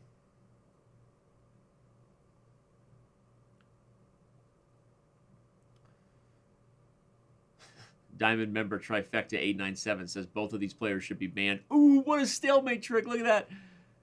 He played rook d6. If he took it, it was stalemate. Okay, it still should be a draw, but they're gonna play this one out. Not very often they get to be on the homepage of Chess TV. Mom, go look at Chess TV. They're covering my game. Oh, you missed it. I drew. Mom, you gotta go faster when I'm playing. Anyway, they get their game covered for a little bit. We have coverage of the entire SCC Grand Prix. We're going to take our second fair play break right now. Let the team catch up. Make sure that everyone's looking good, feeling good, Lewis. When we return, round 8 and the biggest moments of the SCC Grand Prix. And just coming right up.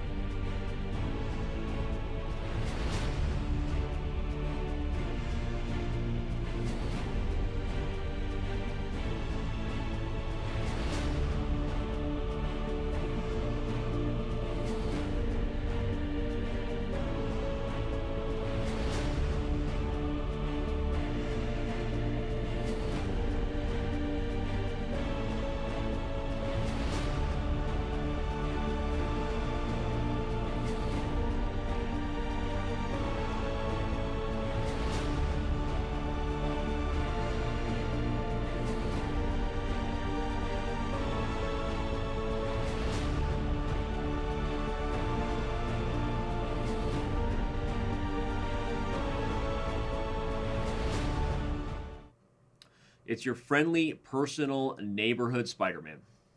Wrong show, sorry. It's your friendly personal coach. His name is Dr. Wolf, and you can download him. It's available now on iOS and Android. It's real-time feedback, insights, and pattern recognition for the games that you play. Improve with Dr. Wolf, and you will not regret it. Seriously, it's amazing. The technology is surreal in terms of the insights it's able to give, especially for beginner-level chess players. Would highly recommend you go give it a download and give it a try today. It is the official sponsor of the SCC Grand Prix. Let's talk to you about what we've been doing behind the scenes. We're proctoring. Always be proctoring, I like to say.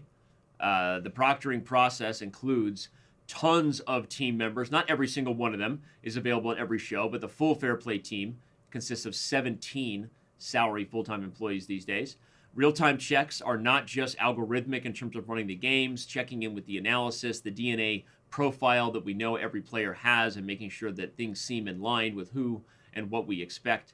But it's also just good old-fashioned family fun. Show us your room. Give us a webcam scan. Share your screen. Let us know what's going on. Let us annoy you a little bit. We're doing it all the time. It's irritating, and it's exciting. Not as exciting as what's going on the board, though. Let's check in with the big fish. Mr. Vladimir Fedoseev, no longer among the clear leaders, but still within striking distance.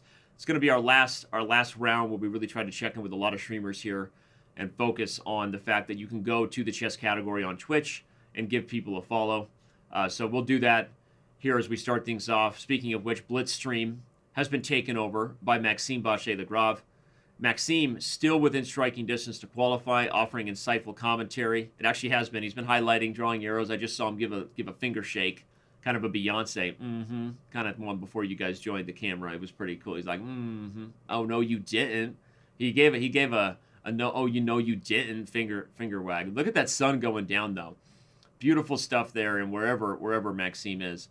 And all right, let's check in with Peter Svidler, the man Poborta, still streaming, not having as good of a day as he has previously, but with 3 rounds to go, he's within striking distance. I would say 8.5 is the minimum. That's the benchmark. We only have one player on 7 of 7. You can actually see it on Poborta screen capture. That, of course, is Vladislav Artemiev, sitting right there, perfect and pretty, with 7 points. But I'm going to guess that 8.5 is the benchmark. So we'll see if Peter can get on a roll. But for now, we're going to come back to the live board where I am covering the battle with a lot on the line. Parham Magsudlu is taken on Vladislav Artemiev.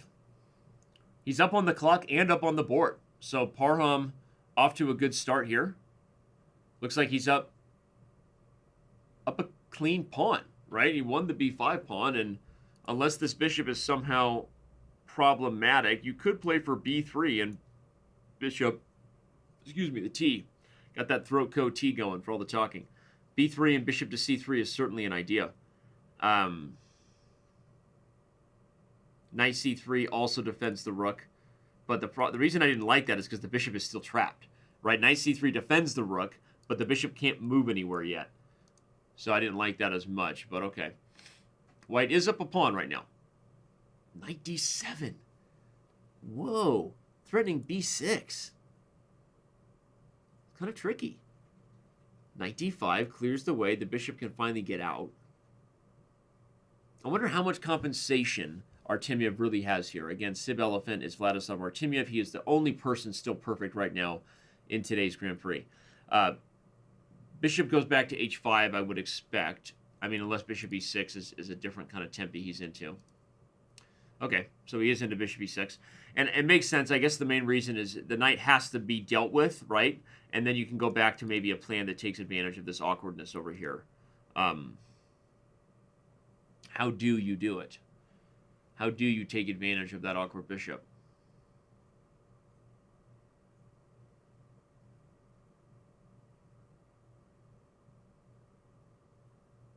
I don't know. I know black has the bishop pair as a little bit of compensation for the pawn, but Magsudlu up almost 40 seconds on the clock. That's a bad sign for Artemiev. Now, we know he's tricky, right? He just literally stole a victory from the jaws of defeat. And we just had a... something just happened with our Chess TV alert here. Someone just gifted a diamond membership. Pretty cool. We'll work on that YMGH, Danny, YMGH, YMGH, YMGH. C2 can play that game. Thanks for tuning in no matter where you are watching today, by the way. Twitch, YouTube, Chess TV. All three of you over on Facebook. Chess.com Chris just gifted a diamond membership. That's cool. The live alert is cool. We like that. Awesome. Improving tools all the time for our streamers and our shows on Chess TV. So that's a pretty cool thing. And thank you for the gifted diamond membership. Bishop takes h3 is a threat. Bishop takes h3 is a threat. Pawn takes, knight hangs, and he finds it. But what does white have in exchange for that? Knight d5? No, knight d5, queen g2, right? And the pawn is pinned. I'm just surprised to see that the computer still evaluates white's doing well here, because bishop takes h3 seemed like a nice little find. Bishop takes, pawn takes, knight d5, now queen g6. Queen g5 is happening. I guess that's the point. We head to the endgame, and white wasn't down a pawn, right? White only lost a pawn back. That's a really important point, because now, if material's equal and white can maintain this initiative on the queen side, Magsuglu should still be doing just fine. Everybody gets traded on e6, black wins c2 at the end. I think that's probably advantageous for the second player. So, this isn't going the way Magsuglu wants. Rook takes c2 seems simple and straightforward. Although there is rook a7, right? Rook takes c2, rook a7. Rook takes b2, rook takes b7. I hit the knight at the end of the line. So Artemiev decides he doesn't want to go for that. What? Oh my god! h6 trapped the freaking knight! What a sick move! I didn't even see that coming! What just happened?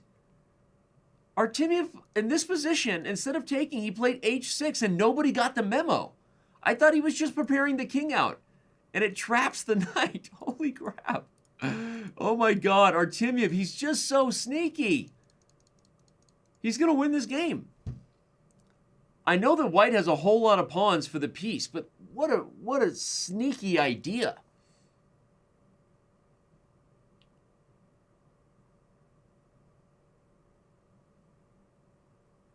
Wow. That was genius. Thank you, Cosm1, over on Twitch chat. It was genius. I agree. That was sick. A Zeiss. That was so cool. And just subtle. By the way, Magsuglu offered a draw. Artemiev declined. Apparently, it doesn't matter. Artemiev decides he has nothing better. Okay, interesting stuff. I guess from the perspective of Artemiev, he was black against one of the top players. My face is covered by a bouncing box. I love it. That was great. And Danny's always read chat, Radar. I just don't always read the troll and mean comments, right? Chat to me is like the movie Bambi. If you don't have anything nice to say, don't expect it to be read on camera in front of thousands of viewers. It's that simple, okay? But, again, Artemiev, that makes sense, right? Because now he's on 7.5 out of 8. Did I not say Magsuglu might regret the fact that he took a quick draw with Jabava, right? I mean, it's very risky to commit to that so early. Yeah.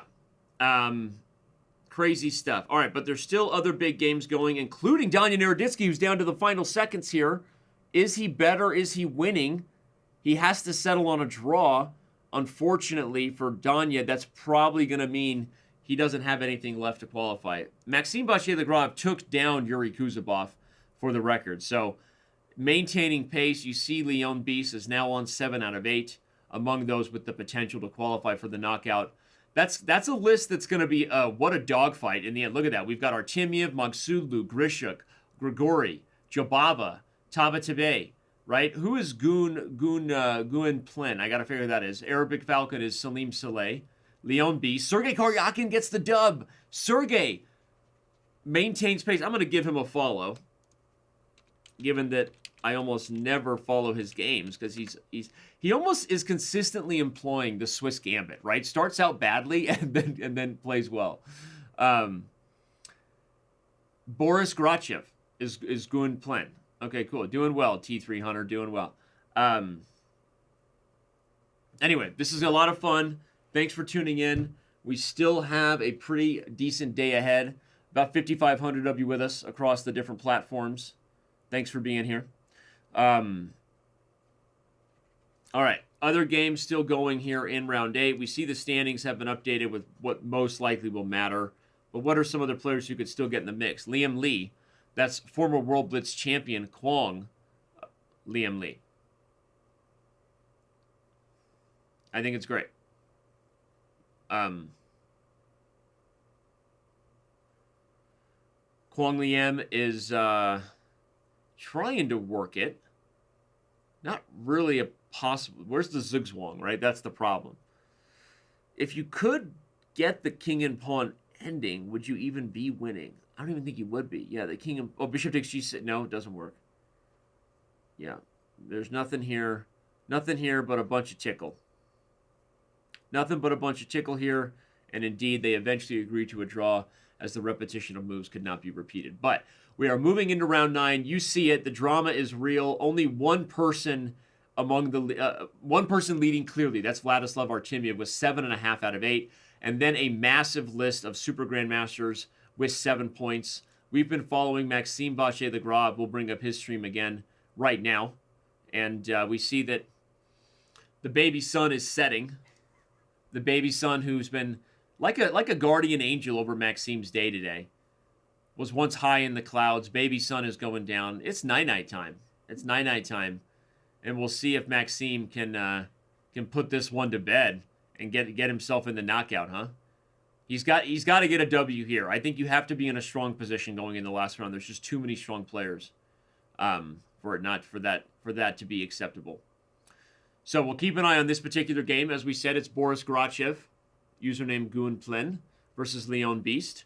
Checking in with the others, JKD has gotten himself back in the mix with 6.5 out of 7. He now takes on, 6.5 out of 8. He now takes on Bador Jabava. That's not a pairing you want if you're Jabava, right? You're 7 out of 8, and you get the highest rated player with 6.5 points with the black pieces. He's up on time right now, but this is a big matchup to watch out. Sergei Karyakin taking on Grandmaster Tigra from Russia here. Karyakin consistently employing this little bishop d3 variation against the knight orc, by the way. Always interesting when I see him playing it. I'm flashing some of these boards to remind you that you can head over to Chess.com and follow the tournament itself. If any of our moderators or staff could share a direct link in chat, maybe there's a command for it, but go ahead and head over to Chess.com/live, follow the games yourself. Well, eventually, the way this works is we always choose somewhere to focus, and I'm probably going to focus right here again because you've got Vladislav Artemiev, the clear leader, taken on fellow Russian and the former Chuck Norris of Russian chess against the current Chuck Norris of Russian chess. Artemiev versus Grishuk. What a weird opening this one. Some sort of, was it some sort of Trumpowski or Verisov? It was a Trumpowski, indeed. You can always tell if something happened with a Verisov or Trumpowski when it was black who got the Queen's Gambit idea, right? Black got the c5 move instead of white getting the c4 move. You know, sometimes a London, but this seems like a really sharp line. And, you know, this is awkward because from a structural level, you kind of like black. Whenever the Queen's pawns lead the way, you wish white had c4, right? That puts pressure on d5, and that's kind of, you know, the positional nature of a Queen's Gambit. But in order to get the better structure, black has lost some time. The queen is out. White's pieces are actually very well developed. You know, they naturally control the center. So these positions are just not your everyday mainline theory, but full of little idiosyncrasies that are super instructive. Shout out to Tundra Mike there for sharing the link in our MooBot. You can click that link directly in the Twitch chat or our Nightbot over on YouTube. Head over and watch all the games yourself. Choose your own adventure, if you will. Knight A4 is going to get the queen's... Wait a second. Hold the phone. Can he just play Knight C5? I think he can just play Knight C5. He doesn't have to trade. Ooh, he plays B3. I think Knight C5 was actually significantly better. Let me see if I'm right about that. Nope, I was wrong. Anyway. Well... B3 was settled on. I still think white's better because if the c5 square is available to the knight and this bishop is like a thorn in black's side, a little bit tricky. Although, the more I look at the concrete aspects, knight f5 is coming. If you can trade off this dark square bishop, you're slowly unwinding. In fact, Grishik plays it, yeah. And this bishop guards c5. So I feel like as a commentator, sometimes you're looking at the position in different superficial moments, highlighting positional weaknesses and things like that. And like the more I looked at the concrete, Grishik seems like he's fully unwound. He's also not too far down on the clock, which everyone knows Sasha. He's a time pressure addict. Guilty, he would say, guilty of time pressure addiction. But he's in a pretty good spot here. This is a big one here, right? I mean, I've called Artemiev's day from the beginning. I just said he rolled out of bed, something about it. It just felt like Artemiev was gonna be playing well today, and he has done so. He's delivered. He's a guy that has won an SCC Grand Prix before, along with many Title Tuesdays before it was converted into our new seasonal event. Grishik has yet to win an event since it became a part of the SCC Grand Prix. Maybe it's his day.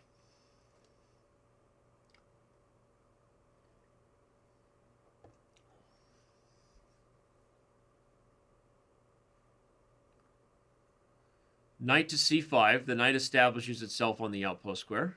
Very nice. Other big games are going on this round, remember. Let me look at 7 out of 8 goes all the way down to 17th place, right? So, a huge list. We're going to have a lot of clarity after this as far as who has the best chances to qualify. Maxime Vachier-Lagrave, Sergei Karyakin, among the big names. This one looks like Artemiev has solved some of the problems, got the knight to c5, but long-term positionally, black is still doing well, right? The c3 pawn is weak. I think this knight can be kicked. b6 right away might lend itself to knight d7. Ooh, he does it. But knight d7, here it goes. I think he missed it. Unfortunately for Grishik, I called it. b6 allowed knight d7, and the point is you wish you could pin that knight, but you can't. If you play rook to d8, I guess the idea is white even can come to e5, right? Because if rook d8, you take b6, I think rook b8. No, but then b takes a5. Oh my god, Grishik missed it. I think his position is going to fall apart. Artemiev's day continues here. And he's going to win a couple pawns. Wookie Skills says, can Hikaru still qualify since he's been busy with another tournament? No, Hikaru cannot still qualify for the knockout today. But I think he'll take that. Hikaru with an absolutely huge day over there in the Magnus Carlsen Tour Final. He wins on command and then wins in Armageddon. If you're just tuning in, big shout out to Hikaru Nakamura for the W over there. But we have the Grand Prix to focus on, and Hikaru is not playing in that today. Pog Champs starts on Friday, Wikipedia Blue. Friday. Knight f5, queen to c6. Yeah, somehow Artemiev won the pawns, and he's living to tell about it.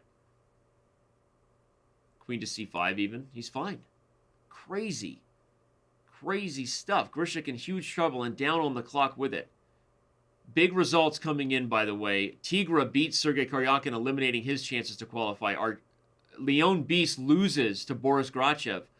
Absolutely crazy. So Maxime and Sergei can both kiss their chances to qualify for the knockout goodbye.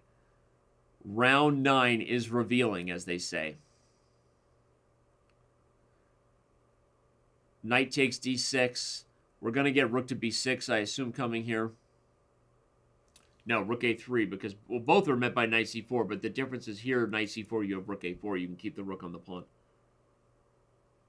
Knight e5. The knight comes around to c5. Wow, very well played. And again, Artemiev is just having himself a day right now. Now rook b6 looks pretty nasty.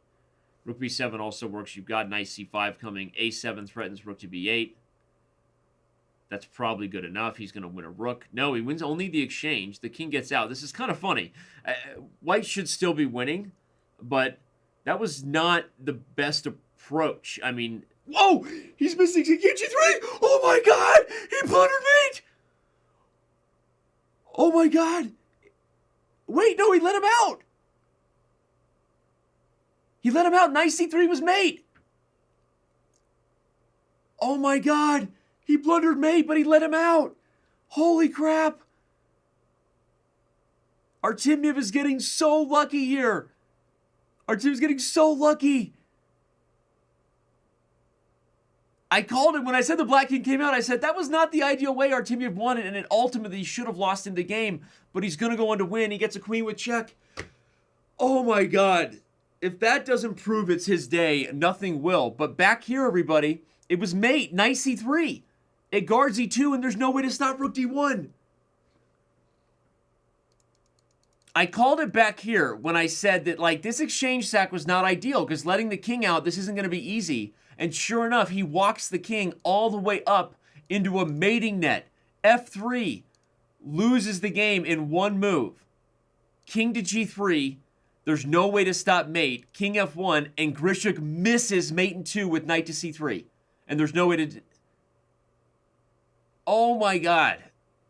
That's why it's Artemiev's day. Even when he blunders mate in 3, his opponents aren't finding it. And this is where the chat starts screaming things like scripted or rigged, instead of just giving the commentator intuitive credit for the fact that sometimes you just have a feel for these things, and Artemiev is playing like a boss.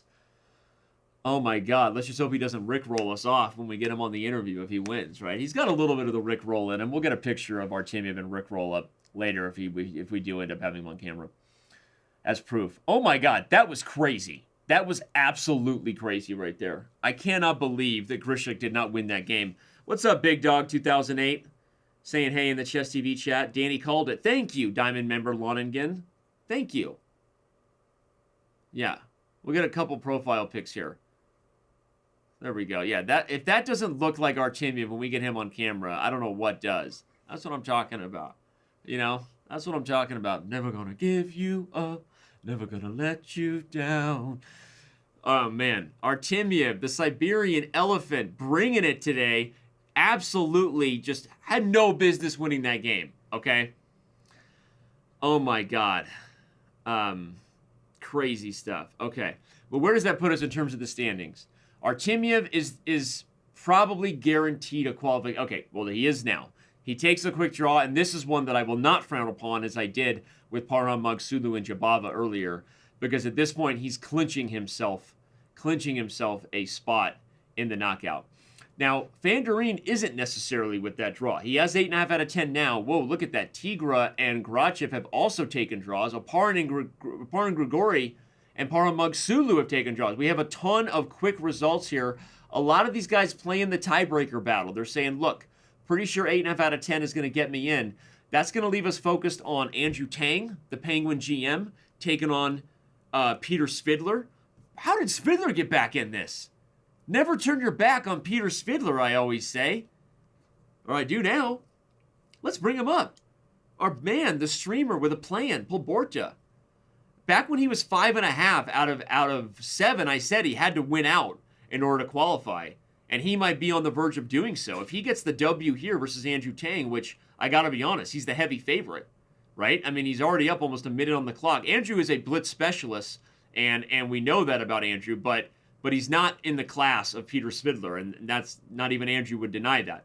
So, wow. Absolutely crazy stuff.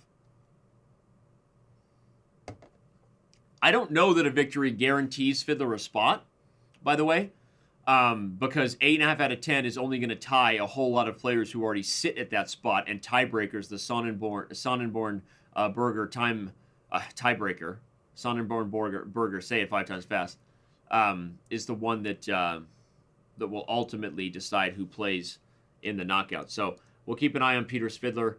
Let's head back to the other game that's huge, because we've got Exotic Princess taking on Big Fish 1995. We'll check in with Fedoseev as well.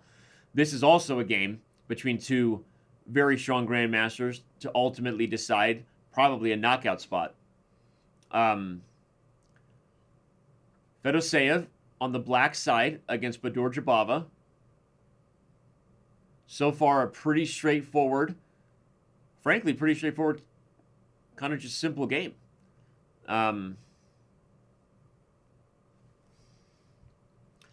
Black has the bishop here, but it's one of those weird positions that the centralized knight and the bishop being such a thorn in Black's development doesn't really give Black the edge you would think, right? Because White's extra development lead here is, you know, optically it doesn't seem that dangerous sometimes when our opponent has a lead in development, but the king is safe, right? You know, and there's no concrete threats. You think, okay, but this is harder for Black than it first looks. You really can't get the bishop developed. The rooks own the c file, so any trade just opens up a square like c7. Queen f6 threatens e5, by the way. That's his idea. He wants e5, and then we can breathe life into the development. So he's striving for it. And again, shout out to many of you who may be tuning in from other channels here on the twitch.tv platform. Huge shout out to everybody who was following the Hikaru Nakamura victory over Magnus Carlsen in the Armageddon game of the Magnus Carlsen Tour Final. We still have probably a whole other hour ahead, if not more, here in the SCC Grand Prix. This is the final round to qualify us for the knockout and ultimately decide who's playing for the big money today. Okay, queen's traded. That helps. That helps Fedoseev. I think he can get the king out now, and he's in a much better spot. Totally equal. Looks like he's worked his way into a safe position. The problem is a draw in this situation leaves both people unsatisfied. Because a draw guarantees that neither will be playing. All right, let's go back to Svidler's game. Taking on Andrew Tang. Svidler actually looks like in a really good spot. Look at the time. Oh my God, he's up 2 minutes on the clock here. And here comes g5. Knight to g5 to be exact. If you take it, the bishop comes in. If you don't, maybe there's knight e6. Ugh, this looks super scary for Tang. And again, he does sort of live for these time scramble moments. We know what Andrew's capable of with very little time on the clock. But this is a really tough pairing for Andrew to get Peter Svidler with black in the last round. And wouldn't it be exciting if Svidler yet again qualifies while streaming into another knockout? Yeah, the Russians always tend to perform well here, as Rakesh is pointing out in the Chess TV chat. A lot of Russian flags over there. Whoa! What? Bishop takes g2? He's got a trick with queen d5, but it doesn't work. You can just trade on e7. Oh, but if bishop takes, queen takes h3. Oh my God, bishop takes g2. What a nasty trick. Although I'm pretty sure rook takes e7 was just fine. Okay, this still looks good for Svidler. Bishop takes g2, though, was quite the shot by Tang. And unfortunately, it's not enough at the end of the line. It was just a bunch of smoke and mirrors. No real harm here. And Svidler is up a full piece. Makes it easy on himself. Simplifies by getting the rooks off the board. And here comes the victory, I think. He's going to play bishop takes c5. If d2, you have bishop to e2. Give up the bishop for the queen. And the a pawn goes marching on. Wow. What a game by Peter Svidler. Will it qualify him in? I don't know what the tiebreaks look like. I know that we're about to see those standings updated, and we'll see where he lands with 8.5 out of 10. I feel like I'm always on the edge of my seat. Currently in 8th place. Unfortunately for him, though, Vladimir Fedoseev still has something to say about that, along with Bador Jabava. One of these two guys getting a victory might indeed leapfrog Svidler and take that last spot on tiebreaks. There's a few others with chances as well. A few others with chances as well, for sure. But we'll see where they land. Two Vladimirovich, among them, Dmitry Andrenkin. We'll see where the tiebreakers land, everybody here, and who will be bringing us the 8-player knockout. Unfortunately, I think these two guys are going to end up in a draw. By the way, Jabava offered a draw, which is hilarious, because that doesn't get anybody anything. I'm not sure if he knows that. Jabava offers a draw, and Fedoseev is like, what, are you crazy? I'd rather lose, you know? So he doesn't take it. Karyakin and Maxime Vachier-Lagrave, by the way, both got victories in their last round. Unfortunately, it's not going to be enough for them to get their way all the way back up into the standings. So...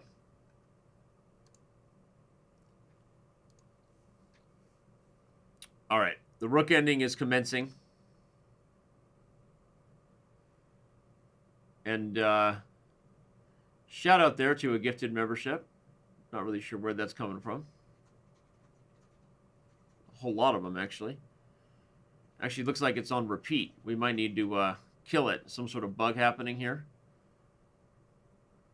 We'll see. Maybe. No, maybe he just gifted multiple. No, I think it's a bug. Yeah. We'll... let's time mark that. And we'll be able to show it. What just happened? Jabava won. I was distracted.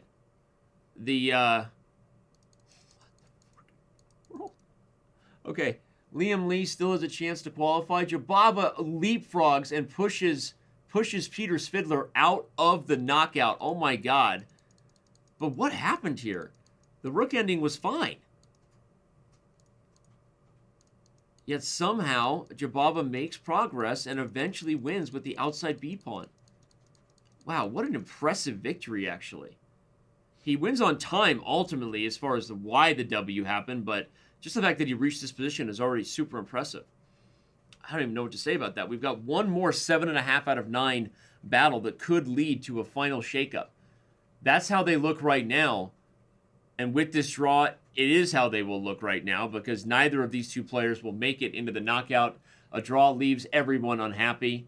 And with it, we're looking at Artemiev, Magsulu, Tigra, Grachev, Oparin Grigori, Jabava, Fandarine, and Indian Lad as our top 8 heading into the knockout. Absolutely crazy stuff. And, I don't know, and wow. Okay. Still lots of chess ahead as we get the players on camera, and they're going to bring us into the final moments. I don't believe anybody else is within striking distance, if I'm correct on that. Sib Elephant is Vladislav Artemiev, for those asking in chat right now. We see a lot of Indian Lad fans hanging out in the Chess TV chat. Oh, man. Crazy stuff. Yeah, Svidler is the hero of the people today, right? As far as streamers go, he got the farthest. He beat Andrew Tang, who was also streaming, to finish 8.5 out of 10. By the way, if you're just tuning in, Leon Beast was also streaming over at twitch.tv/blitzstream. I'm not sure Maxime is still there. That's MVL. They're in 17th place. So as far as streamers go, he was close. Looks like they are still streaming. In fact, they're all hanging out at like a party like I want to go to there. It looks like a pretty fun party. A bunch of French guys hanging out on a porch somewhere with the city lights in the background. God, it feels like they're about to go from here to a film noir session. Something about to happen there in France. I don't know what. Like, you just keep waiting for, like... French dudes are the best. French dudes are the best. Yeah, it looks, yeah, exactly. Mikhail Tal says it looks like someone's going to open a Corona, and all of a sudden we're watching a Corona commercial, you know, or a Michelob Light, right? Those guys were all in pretty good shape, right? You know, the Ultra. Well, I shouldn't be saying any of those things because none of them pay for exposure on our show, but let's be honest, we're not giving any value to anybody anyway. All right, well, we're going to take a very quick break. The tournament is in the books. When we return, everybody will be joining us on camera. The most exciting part of the day is still ahead. It's the knockout portion of the SCC Grand Prix. Don't go anywhere. We will crown a victor of the day when we get back.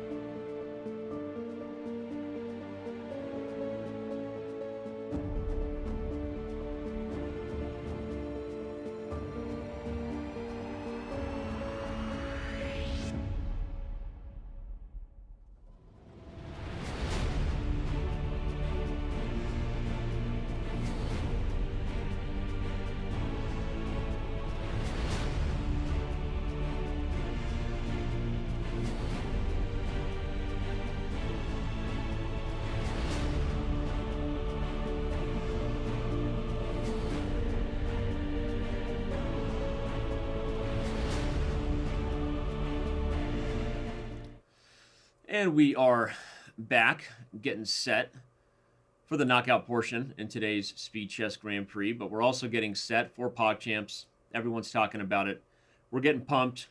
We got 7,500 of you with us, so we figure it's time to remind you of all the participants that you'll be able to watch on Friday throwing down. The groups and pairings are now officially live.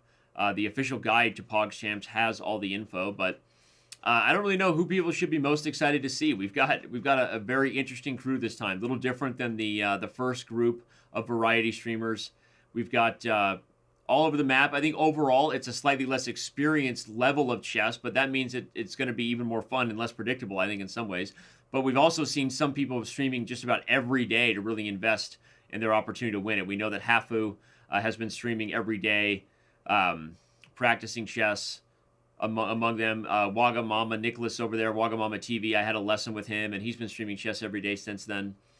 It's exciting. I've worked personally with Wagamama, with Easy with Aces, and with Haftor Julius on stream anyway, and it's been a lot of fun checking them out. In fact, I think Wagamama is actually still streaming chess right now, so we'll get a live look, and this will be something that we get used to seeing when they play in Pog Champs. Look at him playing the Caro structure. I worked on that with you. That's my boy, Nicholas. Look at that structure. It's solid. He's going to castle. He's going to take it with the queen. He's got the bishop pair. He can get castled, play for c5. By the way, that's a real wall behind him. Fantastic looking brick outline there. Brick tile. Just amazing. Real shabby chic. Love it. Speaking of streamers right now, we also have, it's Hafu. She's also streaming. Constantly working on her puzzle game. Her puzzle game is strong. She's probably taken the preparation for this event more serious than everybody else in the field combined. I don't think a single other streamer has pretty much streamed chess every day. Bishop takes e8's a mistake. Your queen's hanging. The move is bishop h6 mate. She doesn't see it. She's looking at the discovery, which is natural when you take the pawn to focus on the next move being that piece, right? That piece that's right in front of the king. But she's just forgetting that her queen is on, her queen is on pre. No, you're not looking at the whole board. It's Hafu, whole board awareness. Bishop h6 is mate. There we go. Oh man, that was pretty funny. Let's take a look at the bracket while we're here. That was well timed by us. A quick tune in to It's Hafu. Caught some good moments there on camera. But that's a common mistake beginners will make. And we've got the knockout bracket. And yeah,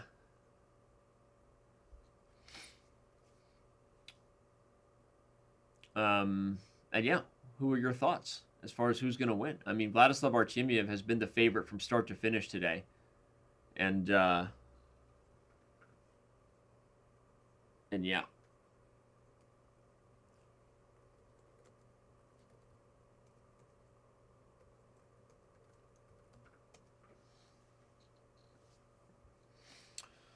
And yeah, a lot of Russian flags I've seen people saying in chat. 5 Russians.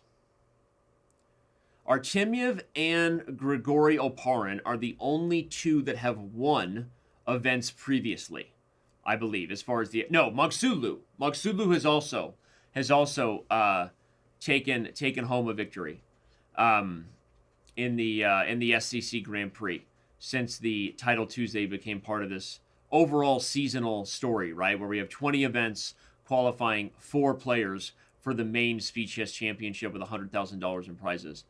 So while we have a few minutes, let's actually bring up the qualification path / image that kind of reminds people. The image that shows all the different ways to qualify for the main SCC. The Junior SCC full schedule will be out very soon. We'll also be announcing the dates for the SCC Open Qualifier, which is going to be a weekend event with a ton of prizes. Can't wait for that. So the Grand Prix is the one there in the lower right. That's the main one that's running 20 different events over the course of this season. Will ultimately decide 4 players who get into the 16-player knockout with $100,000 in prizes. So it's pretty exciting. And there you go. When we talk about it, that's the storyline we're talking about. The format every week here on Tuesday, for those of you just tuning in, if you happen to not know it, it's a 10-round Swiss that brings us 8 players into the knockout bracket. So that's what we've been doing here for the last couple hours, and now as we bring it up, we see who those 8 players are. To the left of our board, if you're wondering what we're doing, what the stall is all about, it's very simple. We're getting all the players set up on camera, making sure they're comfy, making sure that that things are ready to roll, that we feel comfortable about our proctoring and our list of those who qualified from a fair play perspective up to this point, and that everyone is meeting the criteria that's required for them to continue into the knockout. Speaking of continuing in the knockout, we have liftoff. Vladislav Artemiev is the first game starting off against Narayan. That's Indian lad, Grandmaster Narayan. We also have Boris Savchenko taking on Grigorio Parin. That's Grandmaster Tigra versus Grigorio Parin. His username pretty much is his name. Parham Magsulu and Bador Jabava throw down again. This is an interesting one because these two guys drew in round 7, I believe. It was either round 6 or round 7 that these two guys drew quickly. Right? And it did pay off. In theory, they both qualified for the knockout. But as fate would have it, they have to play each other in the first round. So after this round, only one of them will be moving on for the cash prizes. So this will be an interesting one. They've got a Carol Khan. Jabava, a regular Carol Khan player, taking on Parham Magsulu. Jabava's not sad. That's just his resting face. Kazim says Jabava's sad. No, that's just his resting face. He's just got resting sad face. Some of us have resting smiling face. When I sleep, I'm just constantly like this. That's how I sleep. Some people have resting frown face. It's normal. Don't hold it against him. Magsulu taking on Jabava, and as we said, the fourth and final battle, we're going to focus on Jabava because we've got him on camera, is Grachev versus Shigeev. So those are the four matchups going down, but we're going to focus right here where Magsulu and Jabava are going to have to make up for the fact they drew earlier in the event, and now only one man can go on, right? It's like Voldemort and Harry, right? This world is not big enough. Well, neither can live while the other survives. Is that it? I get my Lord of the Rings confused, but you know how it is. Neither can live while the other survives. So what's going on here? Karoslav structure. I've been talking a lot about this with my students, including Wagamama TV. We just checked in on. This is one of those funny Karoslavs where black is definitely worse because the thing I've highlighted to them all week in our Pog lessons is that when you have this structure, you want to liberate at some point with C5 or E5. That's how you kind of equalize against the space advantage. But in a position where you're unable to do it, you're always going to be a little worse, right? Because white just controls more squares. Your pieces are just a little passive. The flip side of that, though, is that black structure is very solid, right? Yes, you have a space disadvantage, but where are the weaknesses, right? There aren't really any big problems in the position either. So yeah. Magsulu actually beat Jabava in the World Blitz Championship. So that's a bit of a stinger for Jabava, right? Would like to get some revenge. They're going to transition into a structure that very equal. That was 2018 we're referring to. The 2018 World Blitz Championship is where Magsulu beat Jabava. All right, who's better in this endgame?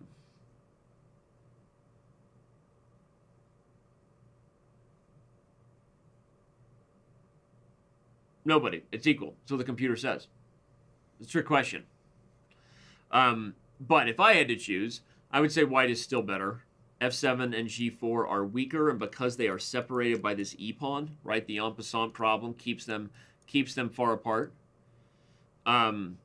The only flip side to that is that E5 is maybe a little tender, right, itself. Would be interesting if they drew and took it to bullet. Going to be interesting to see. All the other games are still in full-on middle games, by the way. If you're tuning in, again, you can use the command. If our mods can help give a direct link over there, you can come over to the live chess and follow the games individually. But all the other games are still actually kind of early on.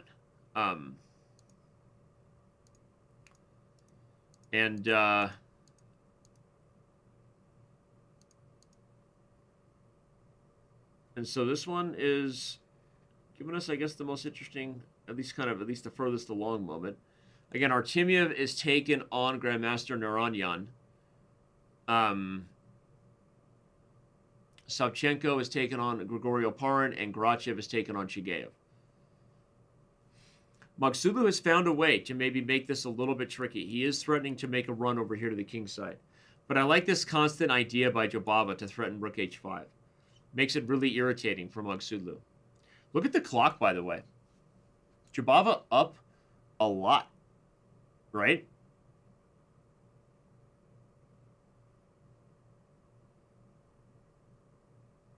Narayanan. You're right, I'm sorry. Not Naranyan. Narayanan. Narayanan. Grandmaster Narayanan is Indian lad. My bad. Only 27 seconds for Magsulu. What in the world is he thinking about? He's thinking about whether he... Whoa, F5! What a sick move! Look at him! Look over at the camera. Jabava's looking at his opponent on Zoom there. All the players are on the same Zoom call, so if you're wondering, they can see each other. They can see each other on camera. I think he played F5 and then gave us the little, like, Nakamura Kasparov eyes, taking a look about how his opponent reacted to that.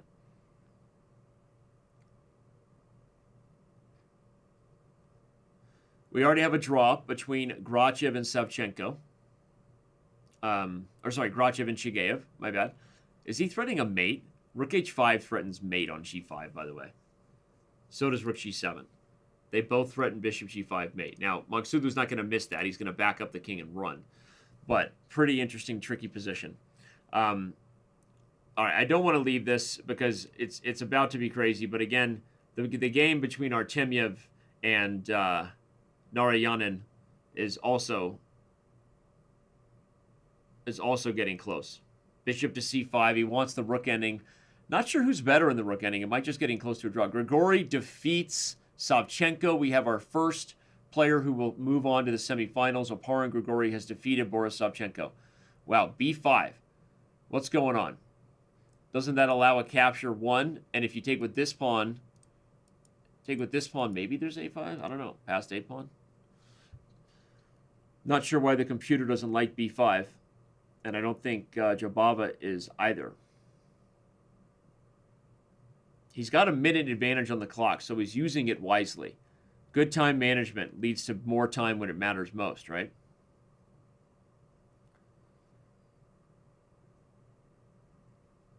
Takes. Doesn't seem like black is getting anything here. He'll get bishop b6 check, but then what? The king backs up, and I don't know what the follow-up is. You have rook h2, but there's rook f1, right? Everything's defended. Funny line is rook h2, rook f1, f4, sack, and then g3 because the f-pawn's pinned, right? Could be an idea. Again, Jabava taking his time. We're going to have to... well, Artemiev looks like he's up a ton of pawns over against Grandmaster Naranyan. Now you guys are messing me up with the pronunciation. Narayanan.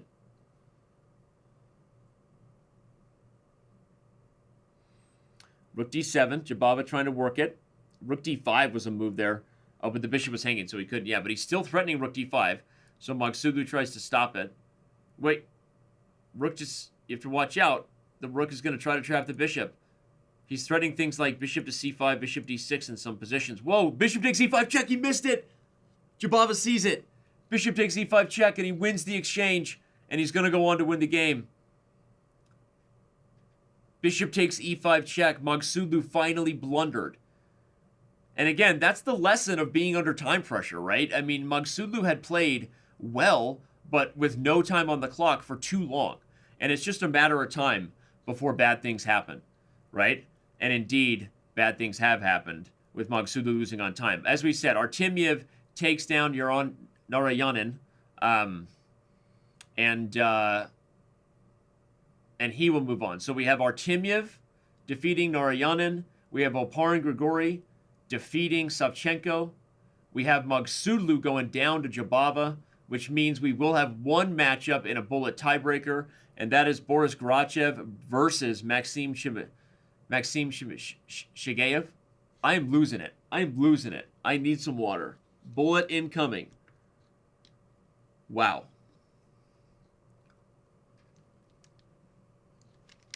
Absolutely crazy stuff. Magsulu goes down to Jabava. That was a wild game, but Jabava gets credit for the fact that He played, as we get ready here for bullet. Oh, never mind. We're doing bullet. This is going to decide who our fourth and final participant is in the semifinals. But Jobovic gets a ton of credit because even if Black was worse throughout most of that game, he was playing so quickly, up on the clock. And you just anticipate getting yourself in a position where when it matters most, you'll be up on time. And that's exactly what happened. All right. Grachev taking on Shigeev here. This is the bullet tiebreaker. Again, Grachev gets his second white in a row, for those who are wondering. The higher-seeded player gets white, both in the first game and in the first bullet game if it goes to tiebreaker. If somehow this game is also a draw, Shigeev will get his hand of the white pieces. And Shigeev kind of just playing for equality here. It actually kind of makes sense. Just taking it slow. Time on the clock, dead equal. This is just, it's always crazy when you have no increment, right? You just know you're a moment away from someone getting flagged and feeling real salty about it. It happens. Okay, this is now a little bit better for Black. Oh, Obscode Bishops is just securing the draw. Look at Shigeev's strategy. I said that if we had another draw, he gets his hand at the white pieces, and he read my mind apparently, or I read his mind. Something happened that was, telepathic. And look at that. He does it on purpose because he wants his chance with the white pieces, right? Makes sense. And now Shigeev will get his first opportunity to move first in this little mini match here against Boris Grachev. So the next game, I don't know if we started or if they rematch, but either way, it will begin very, very soon. Shout out to more than 8,000 of you with us on Twitch. There's a few of you over there on YouTube as well. About 500. Thanks for being here. And the SEC Grand Prix is getting closer to the semifinals. And we are waiting for the second match to begin here.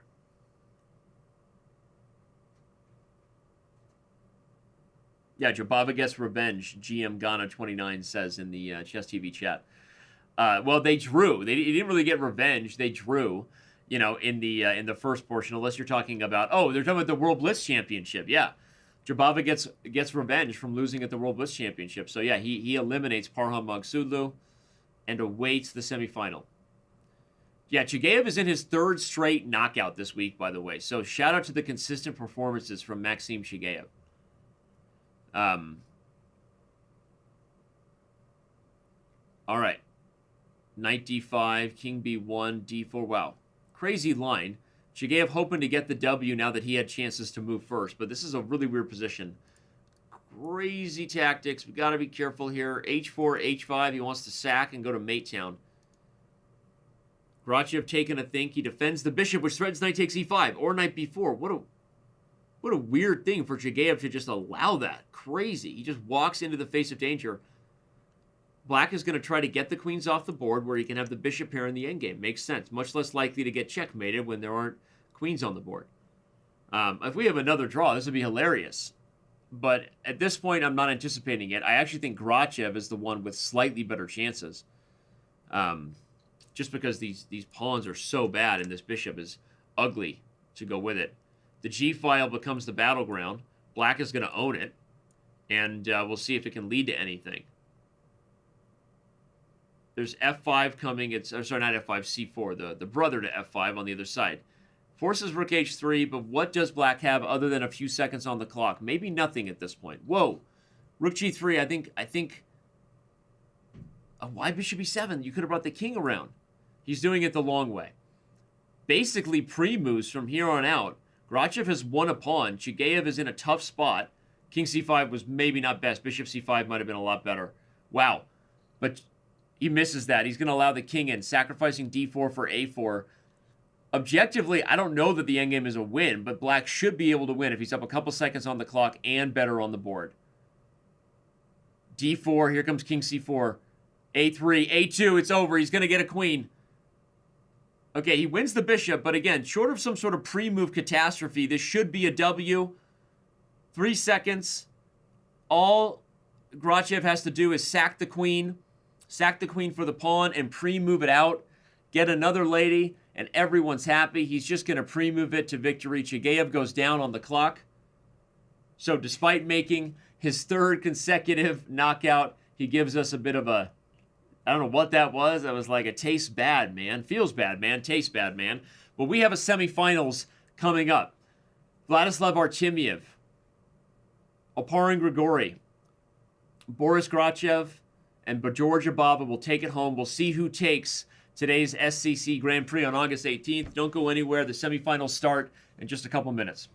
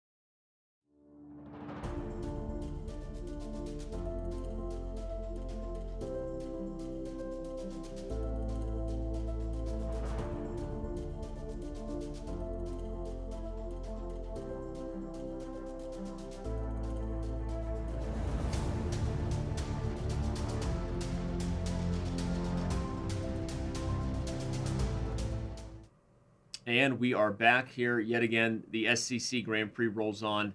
Been a wild day, a wild ride in a lot of ways, and all of our semifinalists are joining us here, one semifinal match at a time.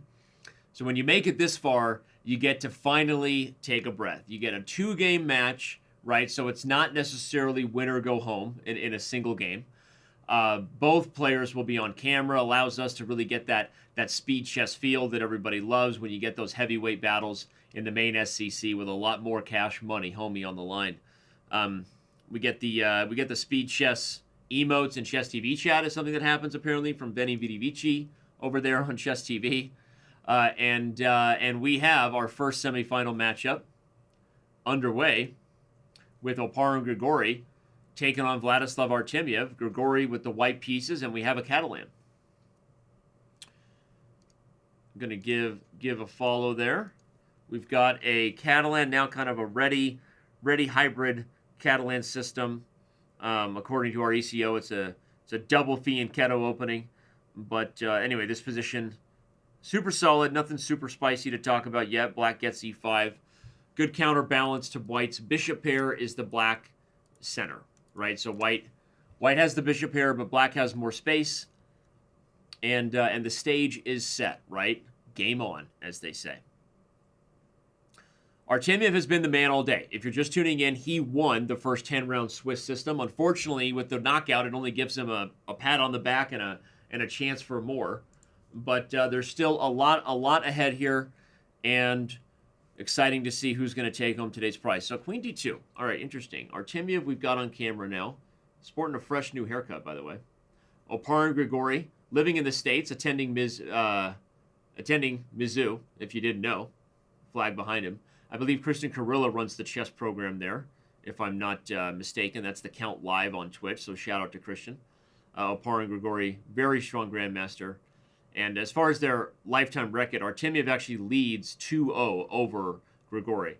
So fun little fact. So Artemiev, the stronger player on paper in this matchup, and I would say the favorite on Chess.com server as well, right? Almost a 200-point rating advantage.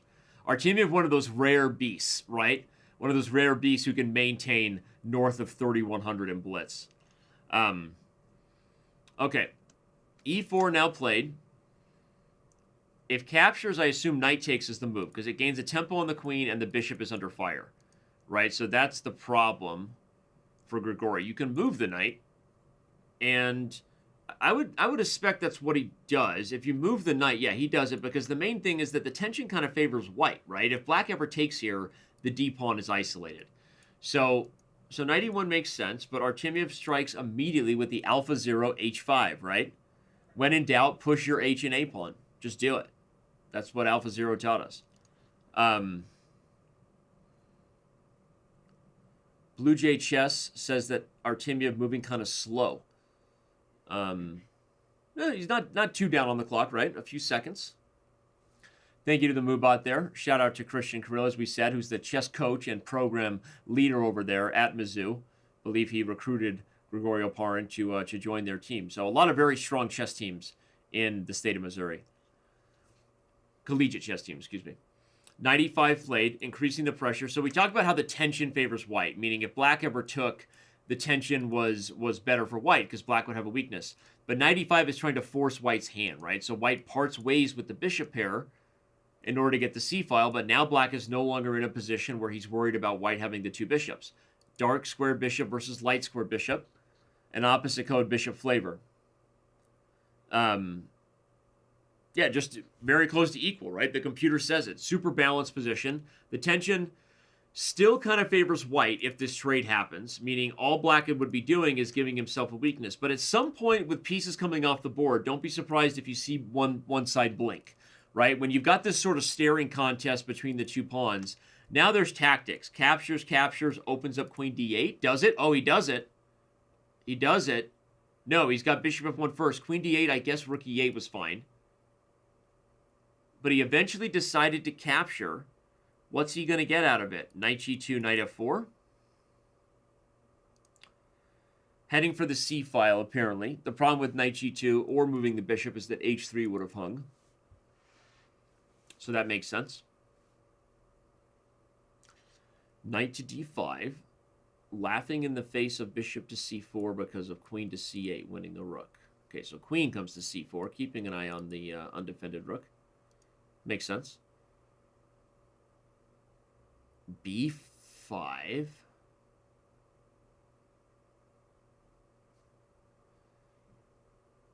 I don't even know what Artemiev's ever thinking. He doesn't know either. Look at the face. He's like, yeah, man, what was b5? Vlad? Think he talks to himself like that? Hey, Vlad, what was b5, buddy? I don't know.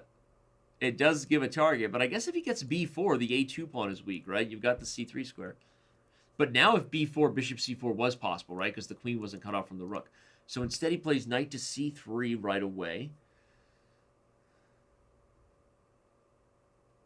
It's funny, right? Because objectively, or as humans looking at it with a computer eval, you see close to equal, so you think it's equal. But that really, what that means at this point is the position is unclear, right? Because it's not equal like kings in the endgame where it's a draw, right? This is equal, and it's complicated enough, and both these players are playing well enough that even the computer doesn't quite know who's better here. It's unclear, especially at the depth that it's able to run to, which is a little bit superficial, right? We have it, on the shows for entertainment value. It's like a blunder check. It helps us see when someone makes a blunder, like maybe right now. But overall, I want to point that out. When you watch these high-level games, it's just fascinating. I mean, they're playing such great chess here. The position, very unbalanced, and a small misstep will cost the game. Only 20 seconds. Now, knight takes h5. He's hoping for takes, and the rook blocks it. But rook d5. It's a fork. Holy fork balls, Batman. Man, that's a forking problem. He's just gonna take h5. Man. Wait, the rook hangs. No, oh my god. Oh, Grigori's gonna just be like, by the way, is that where Artemiev makes his trinkets in the background? He's hanging some homemade earrings and dream catchers. He's going to go right from here to Pinterest and manage his online store. Artemiev now with the white pieces. Wow. That game unraveled fast. As we said, super close to equal. One blunder there from Grigori and everything fell apart. Feels bad, man. Feels bad. Got about 9,000 of you with us across the platforms. Peak viewership. Thanks for tuning in. The SCC Grand Prix every Tuesday. It's going to be the one break day when Pog Champs starts. So on Friday, we've got our next big event with variety streamers from all across the globe competing in a chess tournament. It starts on August 21st. But Tuesdays will be days off for Pog 2, as we're calling it, because we learned that everyone needs a rest day, and it'll allow us to do the SCC Grand Prix on those days without interruption. So mark in your calendars for chess every day when Pog Champs kicks off on Friday. But Tuesdays will be days off, so you can continue to rely on this event. E5. All right. What's happened here? The structure changes. Artemiev, all about his little King's Indian attack, English systems. He plays them differently every time. Strikes at the center so that his knight can head to the f5 square. Grigori says, I'm not going to take. A little bit of a, just wait. Are we looking at another route to the f5 square? That square's pretty. You know I want it.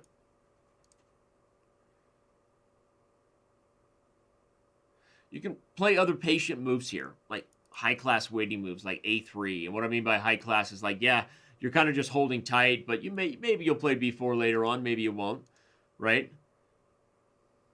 Bishop e3 is a developing move, but it also walks into knight g4.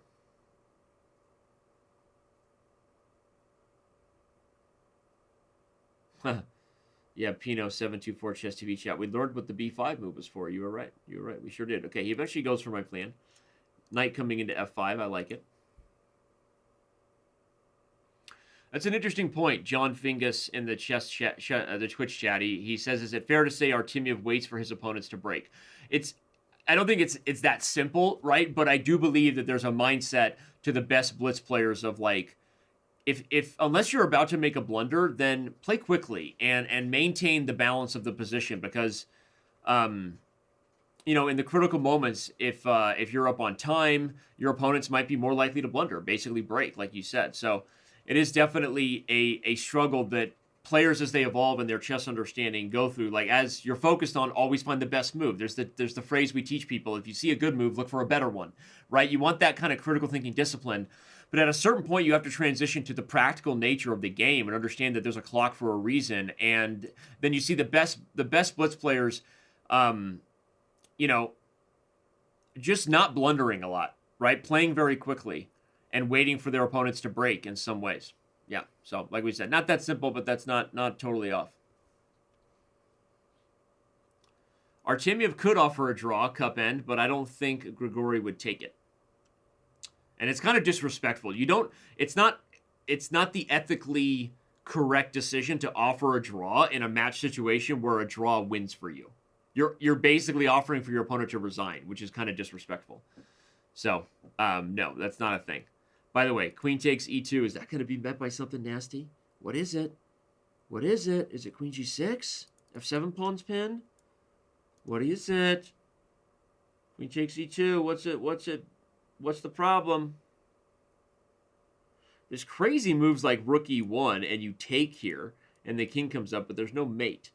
Okay, I know queen takes e2 was losing. I just didn't quite solve it in the amount of time.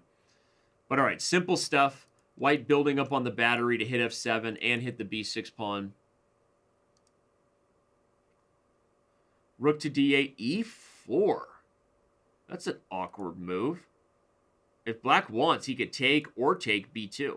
The queen is overworked. Right? The queen's gone mom mode. She's a little stressed out. She's a little overworked here. She can't defend everybody. b5 was a weird move, and then king g2 is a weird move. Everybody's playing weird. King g2 actually was not a weird move. It defended the knight to eliminate the threat of bishop takes b2. So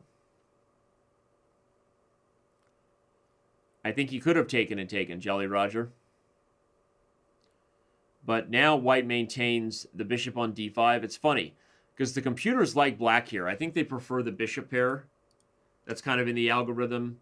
You know, there is pressure on the dark square. So I'm not saying I don't see black's potential, but I actually love white. I mean, the bishop on d5 is just such a monster.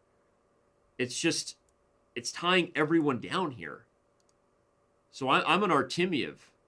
An Artemiev player. Tayeb99 points out that he thinks e5 was strong. Maybe it was. Maybe that was the move. Ah, you were right, Tayeb. e5 was the winning move. If takes, and f7's a problem. Okay, so we're... Whoa, king takes f3! What? Yes! For victory! For victory! For the queen! Okay, no, it was just to take back, actually. Bishop to g7. Now the rooks are going to get doubled. And again, it's interesting because the computer liked black there. I don't know why it liked black. Maybe there were some blunders. Tayeb99 pointed out. I don't know. But I feel like, you know, from a practical point of view, I've been favoring white for a long time. And I don't play like a computer. I just pretend to see computer moves on TV. I think that white has been the oppressor here for a while. And yes, he's also way up on time, as Chess TV chat points out. Queen b4 check. If the queen's trade, b7 falls, but so does b2 at the end. Okay, you could keep the queens on the board too if you don't want the endgame. Okay, he's going for it because in the... Okay, now he's up a pawn. He'll probably settle on b3 or even bishop up. Okay, he goes bishop up, but no matter what, you have to eventually simplify. And what I'm getting to is that, is this one pawn enough? It shouldn't be. The problem is that Grigori remembers that, wait a second, a draw wins for Artemiev, so what did I do going to that endgame, right? But okay, he was in a tough spot, right? I mean, you're already down kind of optically here. The bishop is dominant in an obfuscate bishop ending, and so you trade queens. But that was definitely a practical mistake. I'm not going to hold back criticism. I mean, you have to keep the queens on the board. It's like he just forgot. And you could, right? Because here's the thing, like, white can mess up. There are outside ideas, right? But, okay, overall, Artemiev did exactly what he was supposed to do, which was basically give his opponent no winning chances at all and a position where a draw sends him to the finals. So, did I not call Vladislav Artemiev winning today? Like, in round one, people? And he should have been mated to Grishuk. If you're just tuning in, if Vladislav Artemiev does win today, I am going to give him some grief about this f3 move. It was a move that allowed a forced mate in 3 for Vladislav Artemiev. So, yes, I did, Tayeb. Yes, I did. I did say that he was going to win.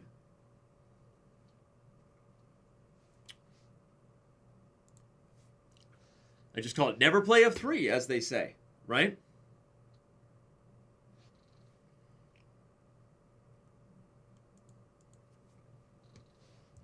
Anyway, exciting stuff. We're getting set for the next final here, which should begin momentarily. In fact, it has just begun. I apologize. We're here. Here we go.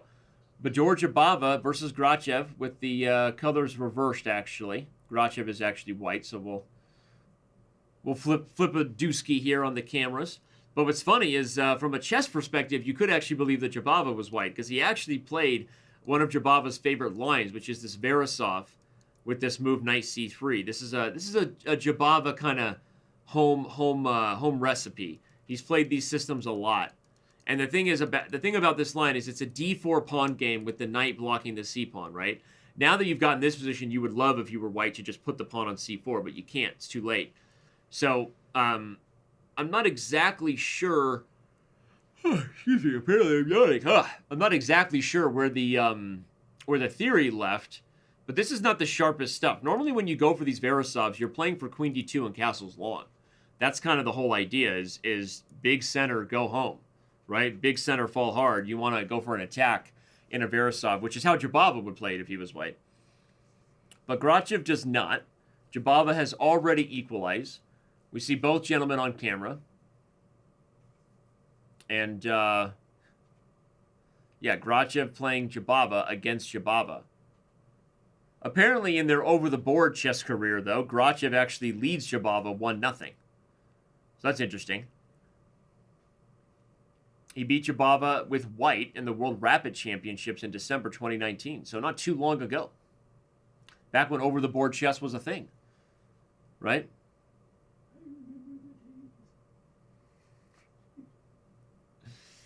All right. Bishop f6 is played, but it doesn't actually threaten anything, by the way, because h7 is falling. Quick tactics. If bishop takes h7, king takes, queen c2 check, wins back the bishop. So Grachev doesn't have to worry about the pawn. But again, look at Jabava's spot on the clock.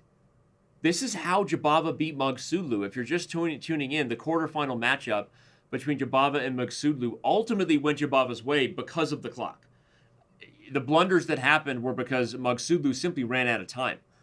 And again, where Jabava gets a ton of credit here is how quickly he's playing. I mean, he's not even maybe playing the position perfectly, right? We see white is, getting back in the game, but when you're up a whole minute on the clock, I mean, this is going to be a problem. G6, what is Grachev thinking here? He plays queen d2. He wants to bring the other rook here. He does have a passed d-pawn, right? So white's a little better here.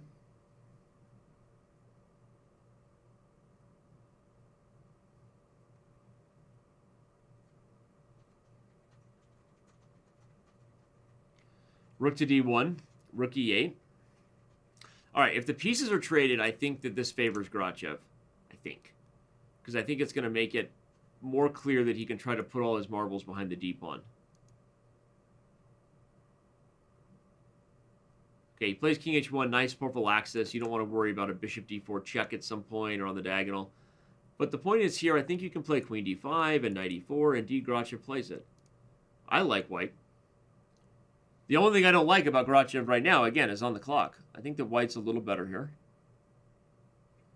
So how do you convert quickly? You're now the first player under a minute.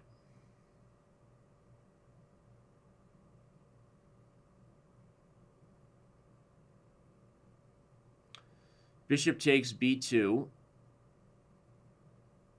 Wow, Jabava just steals the pawn.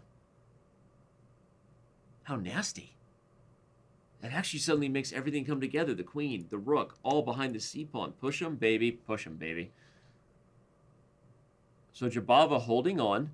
Position still super unclear. And again, the big thing is that on time, Jabava is clearly in the lead. Rook to e1 threatens rook e7. That's the idea. But wait, what about the bishop hanging? What's the deal? I don't see it. Wow, what a move. How is this any good? Rook takes f4 seems like a problem. What is the idea? Rook e7? Was knight takes f7 better? I wonder if knight takes f7 first was better. Grachev's idea is super fascinating, but the move order might be a huge problem. I mean, it's now you either put up or shut up now, right? I mean, you sacrifice the bishop on f4. What's the deal? You're threatening the move rook e8. Makes sense. And the queen is overworked, right? She has to guard the rook as well. So it is tricky, but I'm still wondering if this whole idea with knight takes f7 was even better. Yeah, knight f6 looks strong. Somebody in Twitch chat, your boy Agent, just suggested knight f6. I think he's right. Whoa, he played rook e5. Is this a win? How is it winning? I don't understand. He plays queen f4. No, we're flipping back. I wonder if just rook takes e5 was good, by the way. There's also queen h4 to watch out for. Jabava under the gun.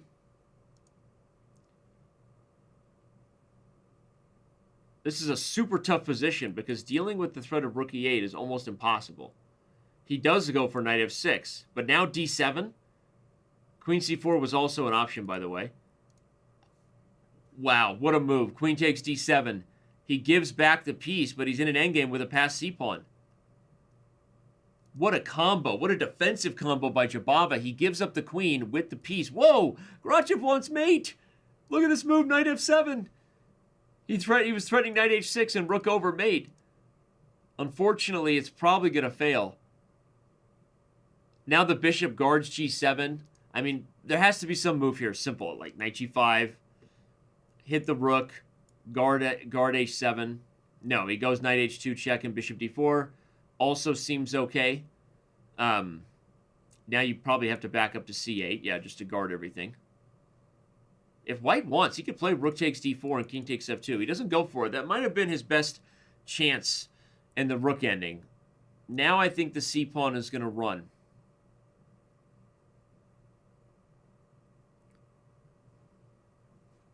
Yeah, it's over now. The c-pawn's too much. The minor pieces are too strong. g2 falls. Just everything's going to be picked off. The knight and bishop are too good. Knight e1. Going to take f3. Oh, made that move with 0.4 seconds. Just going down. 0.0 on the clock means the client hadn't updated with the server, but there was still time. h5, h3. Okay, eventually he wins on time, and the game is over. Wow. But what a good effort there. That was nuts. Grachev really did bring the heat. Unfortunately, now Jabava's in the same spot that Artemiev was, which is all he has to do is not lose as white. Wild. Wild. Thank you, Tayeb99, for taking the words out of my mouth. Yeah, the eval was going crazy, Blue Jay Chess. There were clearly some problems with the approach, but the main thing is, if anything, it highlights how wild the game was, right? Jabava has played well today. I agree. I don't know that he's on fire in the way that Artemiev is, but he has played well.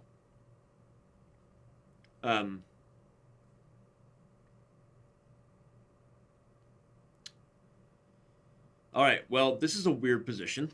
This will be a fun way to bring it to a close here. I mean, I like black to start. This is not the kind of opening I would suggest for white to play. Jabava is just king of craziness in the opening. And he's like this over the board, too. Like, there are a lot of players that have blitz systems online that can be nutty. But Jabava plays a lot of wild stuff. I mean, he really does. Optically, this position is just better for black. I mean, it's just so weird to have a pawn chain that's this close with so many potential weaknesses, right? I mean, are you really even threatening to trade? Opening up more attacks on the light squares, possibly. If I was black, I would kind of just sit on the position, queen e8.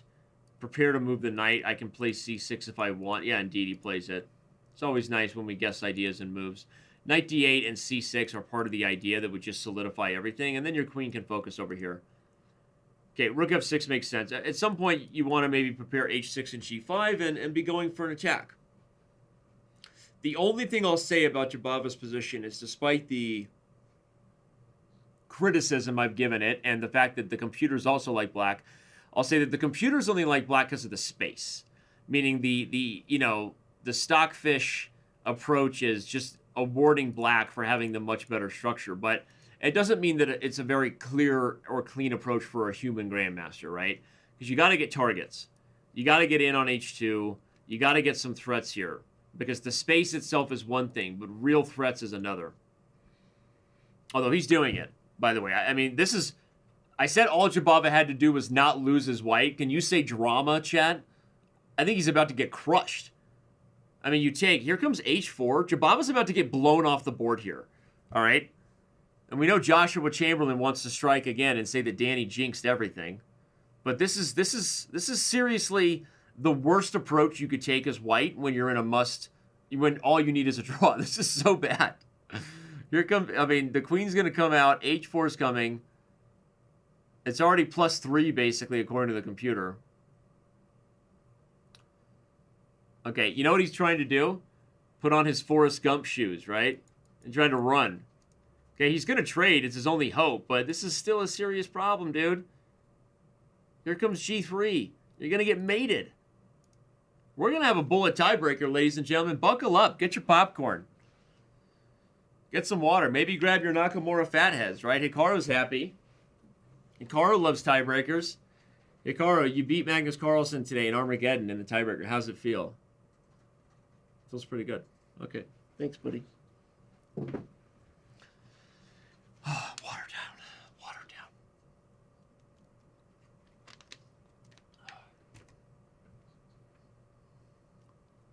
Okay. I say okay as if there was a follow-up. There's no follow-up. Black is completely winning here. Jabava played a horrible opening as white in a position where all he had to do was not play a horrible position as white. Are those kissing stains from Danny on the cardboard? Actually, it was damage when it was set from fathead.com. They owe me another one. It was damage. Hikaru came with a bit of a nick. But then I decided to keep him. It was like a battle scar. Decided to keep it. Battle scar for Hikaru.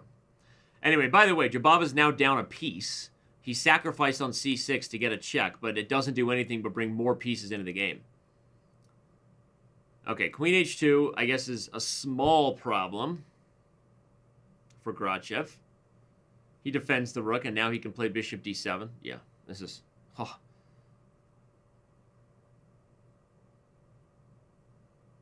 Yeah. Wow. Okay, well, Artemiev... Yeah, Jabava's shaking his head. Like, that was not my best decision ever, right? That's what he's saying. That was not my best decision ever to play that opening as white. Again, just start to finish. It was just not... I mean... voluntarily playing c5, going for this closed position where black gets the center space advantage. Just very early on, I was like, I like black, right? This is interesting, and it only got worse. You know, the space advantage is real. And one thing Grachev did, though, for those watching, I mean, not to just give all the credit to Jabava for playing bad to lose, but Grachev also played well. Meaning, he didn't just settle on the optics of the space advantage. He was like, look, I need to create targets, right? I need to open up lines for my pieces to get in. G5 is a move that's always on the agenda against a structure like this. And he was aggressive, deliberate, right? Tyrannical, abusive. He was all the things you need to be to punish your opponent for playing a horrible opening. And here, Jabava's just about to lose on f2 because g3's coming, so he sacrifices a piece for kicks and giggles and ultimately goes down. So... there you go. Shout out to Grachev. Shout out for my team for the perfect timing, not starting the bullet game until right when my analysis was done. I know you didn't do that on purpose, but it looked really well timed. So we'll pretend that you did. All right, bullet. Here we go. What? What? Jabava is on tilt.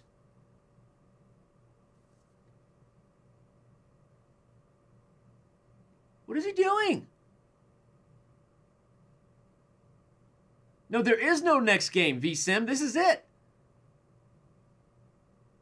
Jabava's black, Greg. What is he doing? This is some of the... it's like he lost that game as white and then lost his mind. I mean, like, literally, XQC could win this position right now against Jabava.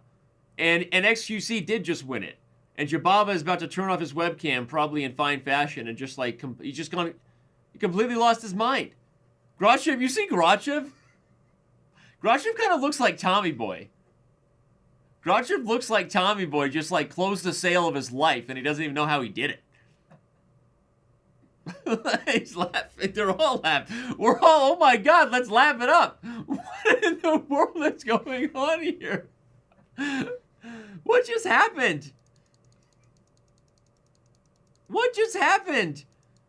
The A-pawn ran. Okay, it's equal right now, by the way. The eval bar caught up. The A-pawn ran, and A6 was played, and he had pre-moved knight H7. Look at that. I have proof. The proof is in the time log. He pre-moved knight H7. 0.1. That's how he just lost the game. He pre-moved knight H7. Why would you pre-move? There's no need to pre-move. And then he lost his mind. He lost his game. He lost his mind. And then we all lost our focus and laughed it up. We're going to take a break. When we come back, the finals between Vladislav Artemiev and Boris Grachev. Twist ending. Anything can happen here on the SCC Grand Prix. Don't go anywhere. We'll be right back.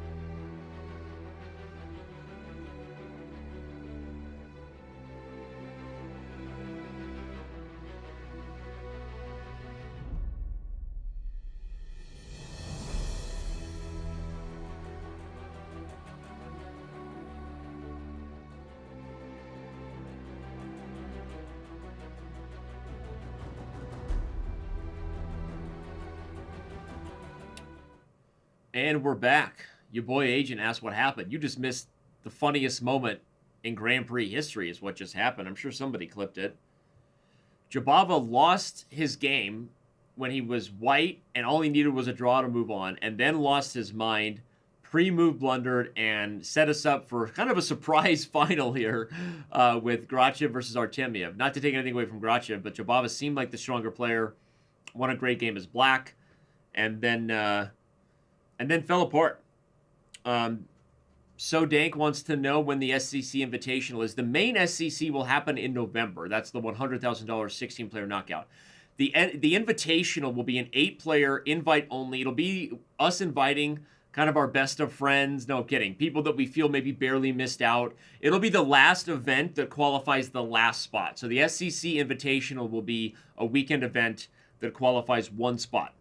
The last remaining one when we get there, probably sometime toward mid-late October. So, Blue Jay Chess wants me to go over the funny moment again. I don't think there's anything to go over. I'm sorry. I'd like to make people happy, but there you go. By the way, if Artemiev wins today, he becomes only the 3rd player to win both the Swiss and the knockout SCC Grand Prix. So, let's bring up the seasonal standings real quick if we can to show. Artemiev has already won 1. We see he's actually in 6th place overall. Artemiev has won 1. I believe he won our first one back on June 2nd, if I'm not mistaken, as far as the previous winners go.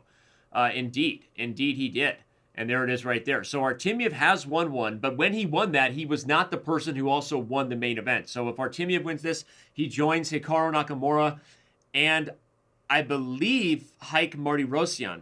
Or maybe MVL. No, I think he joins Hikaru and MVL as the only 2 players who actually won the main event and then also went on to win the knockout. Somebody will fact check me on that. But all right, here we go. It's time. The finals. We shallst begin. And the game is, oh my God, the game started a few moments ago. There's 6 moves in, LOL. And there we go. MVL and Fedoseev. Well, even Hikaru. So Hikaru has won SCC knockout stages, obviously, but apparently on the days he did, that were not the day that he won the overall event. I remember one day he overall event won, and then he DDoSed himself by showing his IP, and then someone attacked him, right? And that was the day that Pari and Grigori went on to win. He didn't DDoS himself, some horrible person who wanted to throw a shoe at the president, right? That's why do people do things like attack someone who's streaming? Just so that they can feel good inside? I asked, I won't say who, but I asked someone, I said, why does someone do a bad thing like that? And the other person goes, why not? Right? Because you get to attack someone on camera. Why not? Right? I mean, that's why people throw shoes at people. Anyway. Focus. We're in the final. Grachev versus Artemiev. Head-to-head, these guys are 2-2 over the board, by the way. So classical record. This is an even matchup, 2-2. And right now, the position also looks fairly equal.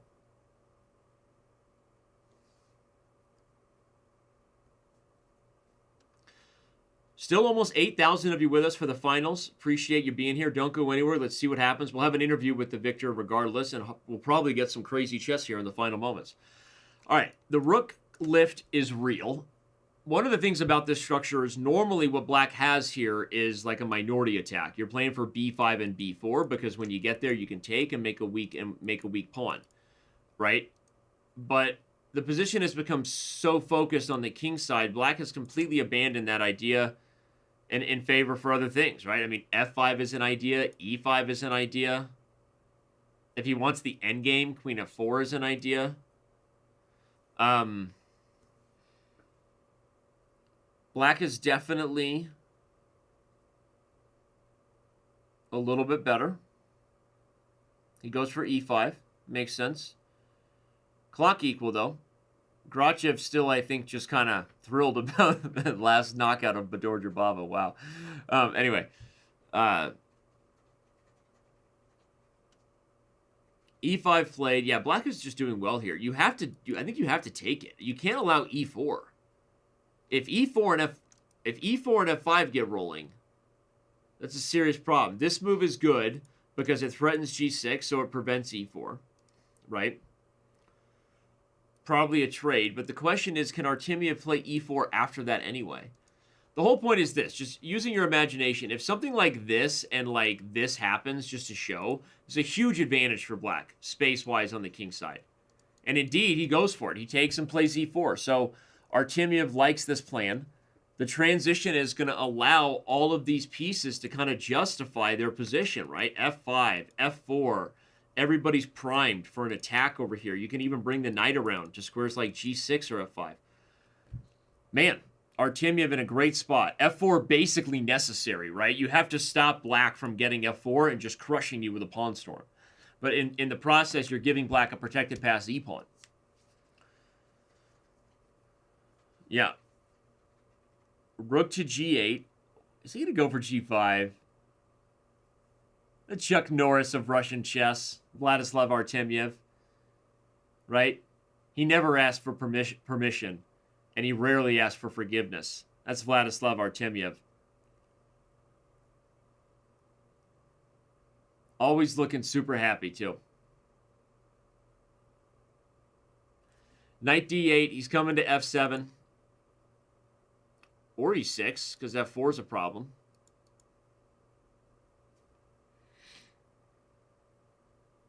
Yeah, I think black's in a great spot. But the only reason he's hesitating on G5, everybody, is because you can't take with the pawn, right? The pawn's pinned to the king.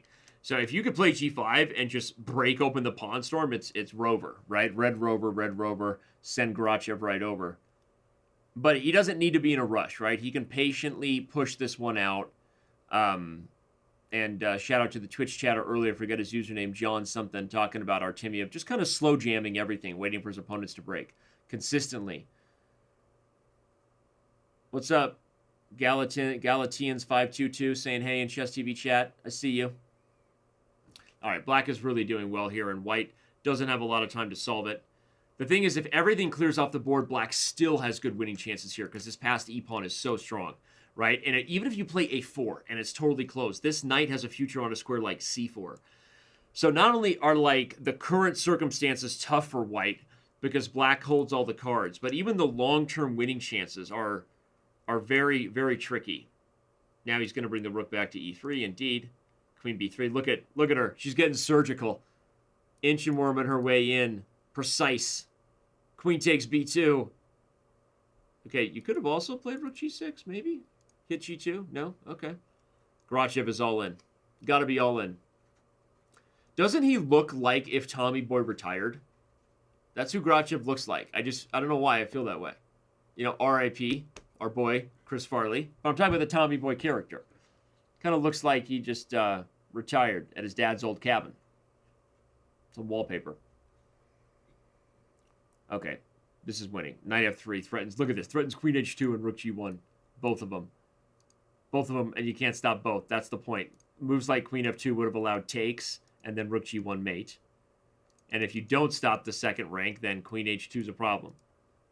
What a fantastic game. I mean, honestly, I know it's blitz chess. Artemiev played a game that people should look at. I'm not going to look at it, but that was a fantastic start-to-finish game. Maybe a game of the day for our YouTube channel. I don't know. But that was just start-to-finish, pretty awesome and clean for the man known as the Russian Chuck Norris. Game 2. Game 2 shall begin here. And it's again a spot that he was in the semifinals. He's now playing the white pieces where all he needs is a draw. Super tough. Yeah, if you don't remember, Artemiev was in the main Speed Chess Championship last year. We actually gave him an invite. Shout out to my team who pushed me to do that, because last year he was even less of a household name, and they were like, hey, look at this young, rising Russian superstar, Vladislav Artemiev. Give him a spot. Such a beast at blitz. And indeed, he played well. So we may not need to give him a spot this year because he might just qualify his way in via his performance throughout the entire Grand Prix season. Indeed, indeed. All right, a Queen's Gambit. Again, Grachev places a 6 line. Artemiev says, I'm not going to go for Jabava's c5 approach. I'll play something a little more tradish, as they say. Getting his favorite position. Shout out to Tenacious D. Going for a tasty dish here against the IQP. Bring it on the D file. You can also play Queen B3. Hit the D5 pawn.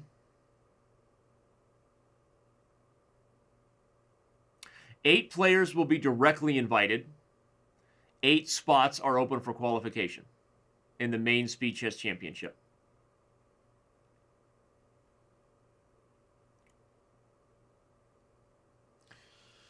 Queen to b3, going to bring the rook to d1 to hit d5. I actually really like how Artemiev is playing this. And again, this is like, knowing that Grachev has to win this, this is just super tough. These positions are playable when it's the opposite side. In the Karoslav Panopodvinnik, almost the exact type of structure and position occurs, but with white having the IQP and black having a little more time to catch up. But here, white with the extra move and the target to gang up on, this is just better.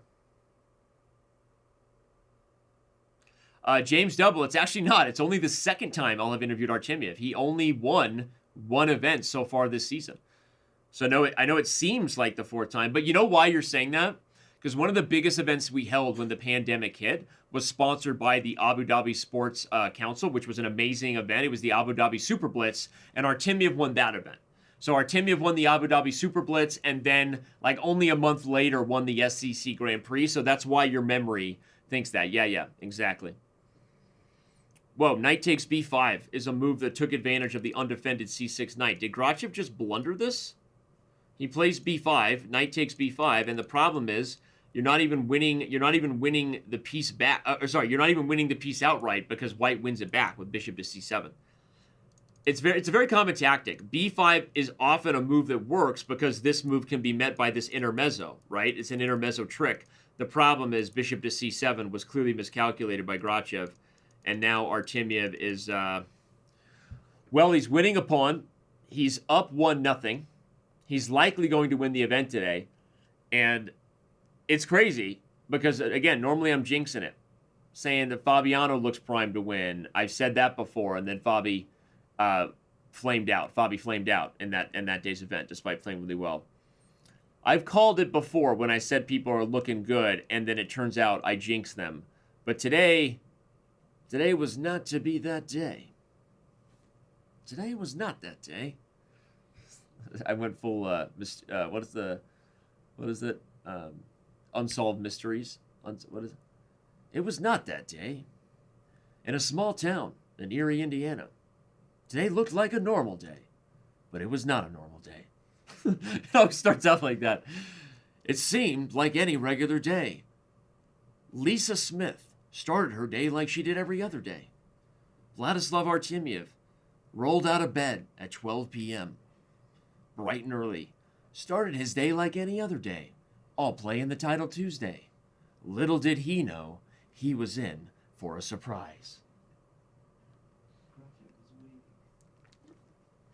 Boris Grachev was waiting for him in the final, and Danny Wrench would call that he would have victory. The chat would scream scripted. The chat would be wrong. Tune in next time when Unsolved Mysteries looks into the case of the disappearing dog on 4th Street. I don't know. Whatever they say. What do they talk about? Anyway. By the way, Artemiev's completely winning. He's up 2 pawns. This game is over. It has been for a while. And that's it. Yeah, he's a monster, man. He's a monster.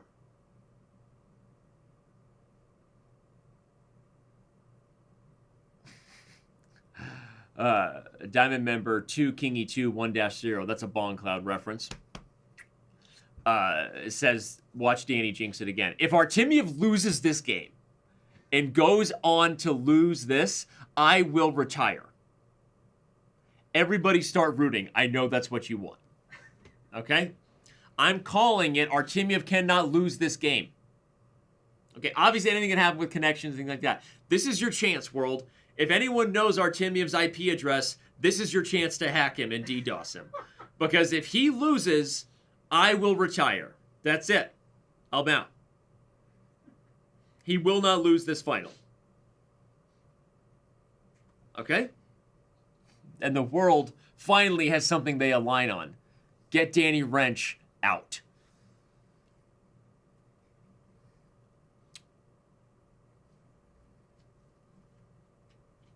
You're calling it. You wish you had that drinks. That drinks. I just combined the word drink and jinx. You wish you had that drinks. I'm gonna need you to sign on the dotted line. For that? All right, I'm gonna sign. If he loses, I will retire. There you go. He's not going, dude. Doesn't matter. I'm gonna be interviewing my boy, Chucky Norris, Vladislav Artemiev. Uh-oh. That looked like that. My heart just dropped a little bit. You don't blunder, Vlad. I put a lot on you, buddy. I put a lot on you. B8 Checkmate says he's still holding out hope for Danny to make GM. You and me both, buddy. You ever see the movie 40-Year-Old Virgin? If I make GM, Steve Carell will play me in a movie called The 40-Year-Old GM.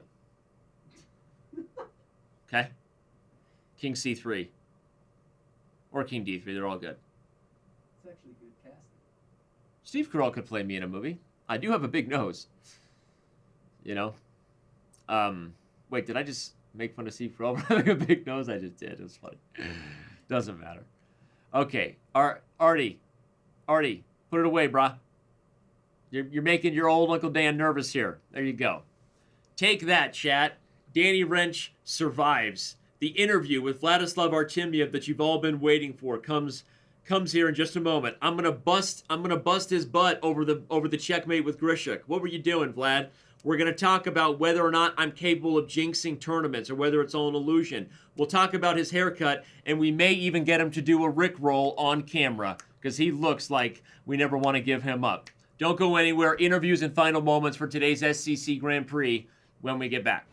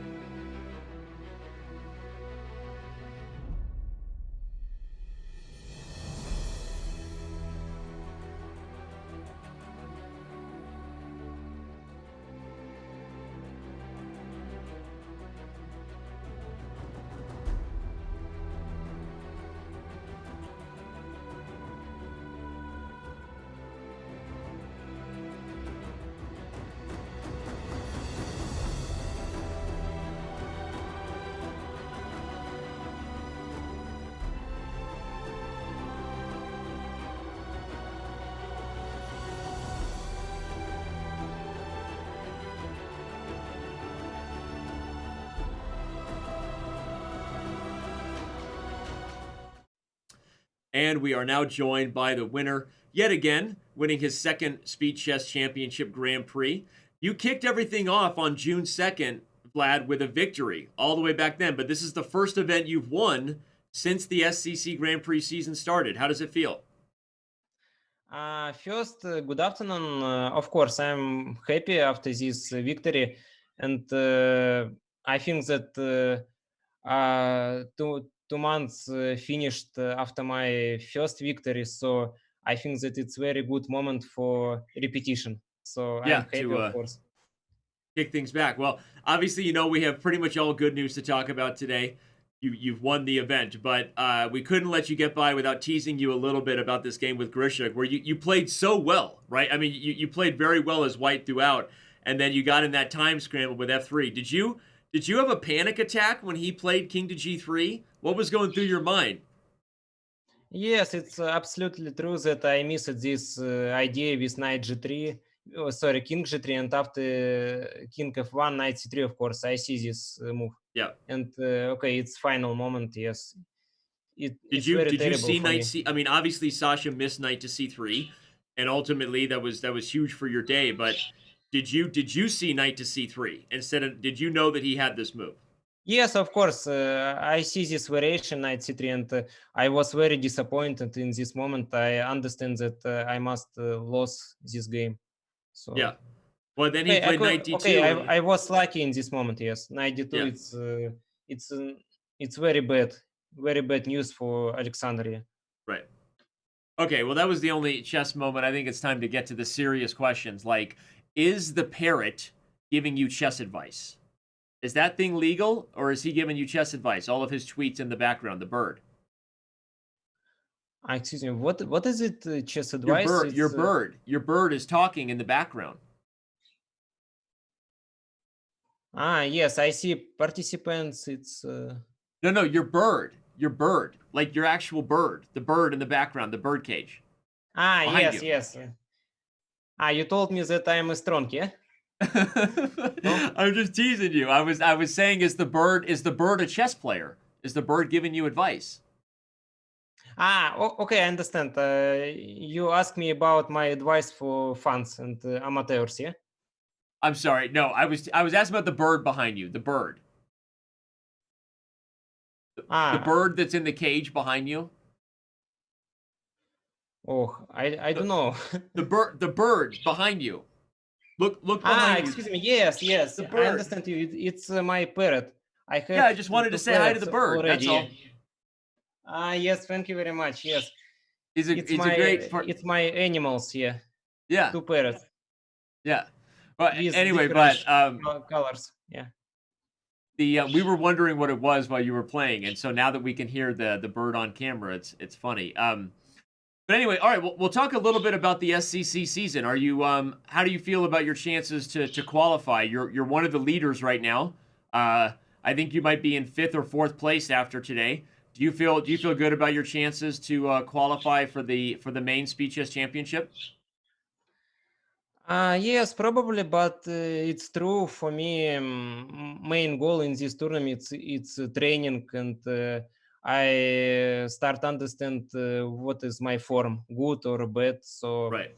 okay, it's just for my emotions and for training. Yes, but of course I am professional chess player, so uh, every time I would like play as better as possible. So if I qualified it, I will happy. And of course, I think that in the last year it was a fantastic tournament when I played against Grishuk, Aronian, and probably so. And it's a good experience for me. So why no? Yes, but I must have a good skills in future tournaments. So Yeah. I will try do it. Well, I mean, you're definitely one of those guys who everyone has on their radar, not just for your performance here, but you did play in the SCC last year, so it wouldn't quite be the same to have you in it. I think it'll be exciting to see how you finish the second half of the season, and hopefully you qualify your way in. So congratulations on today, and and best of luck next week.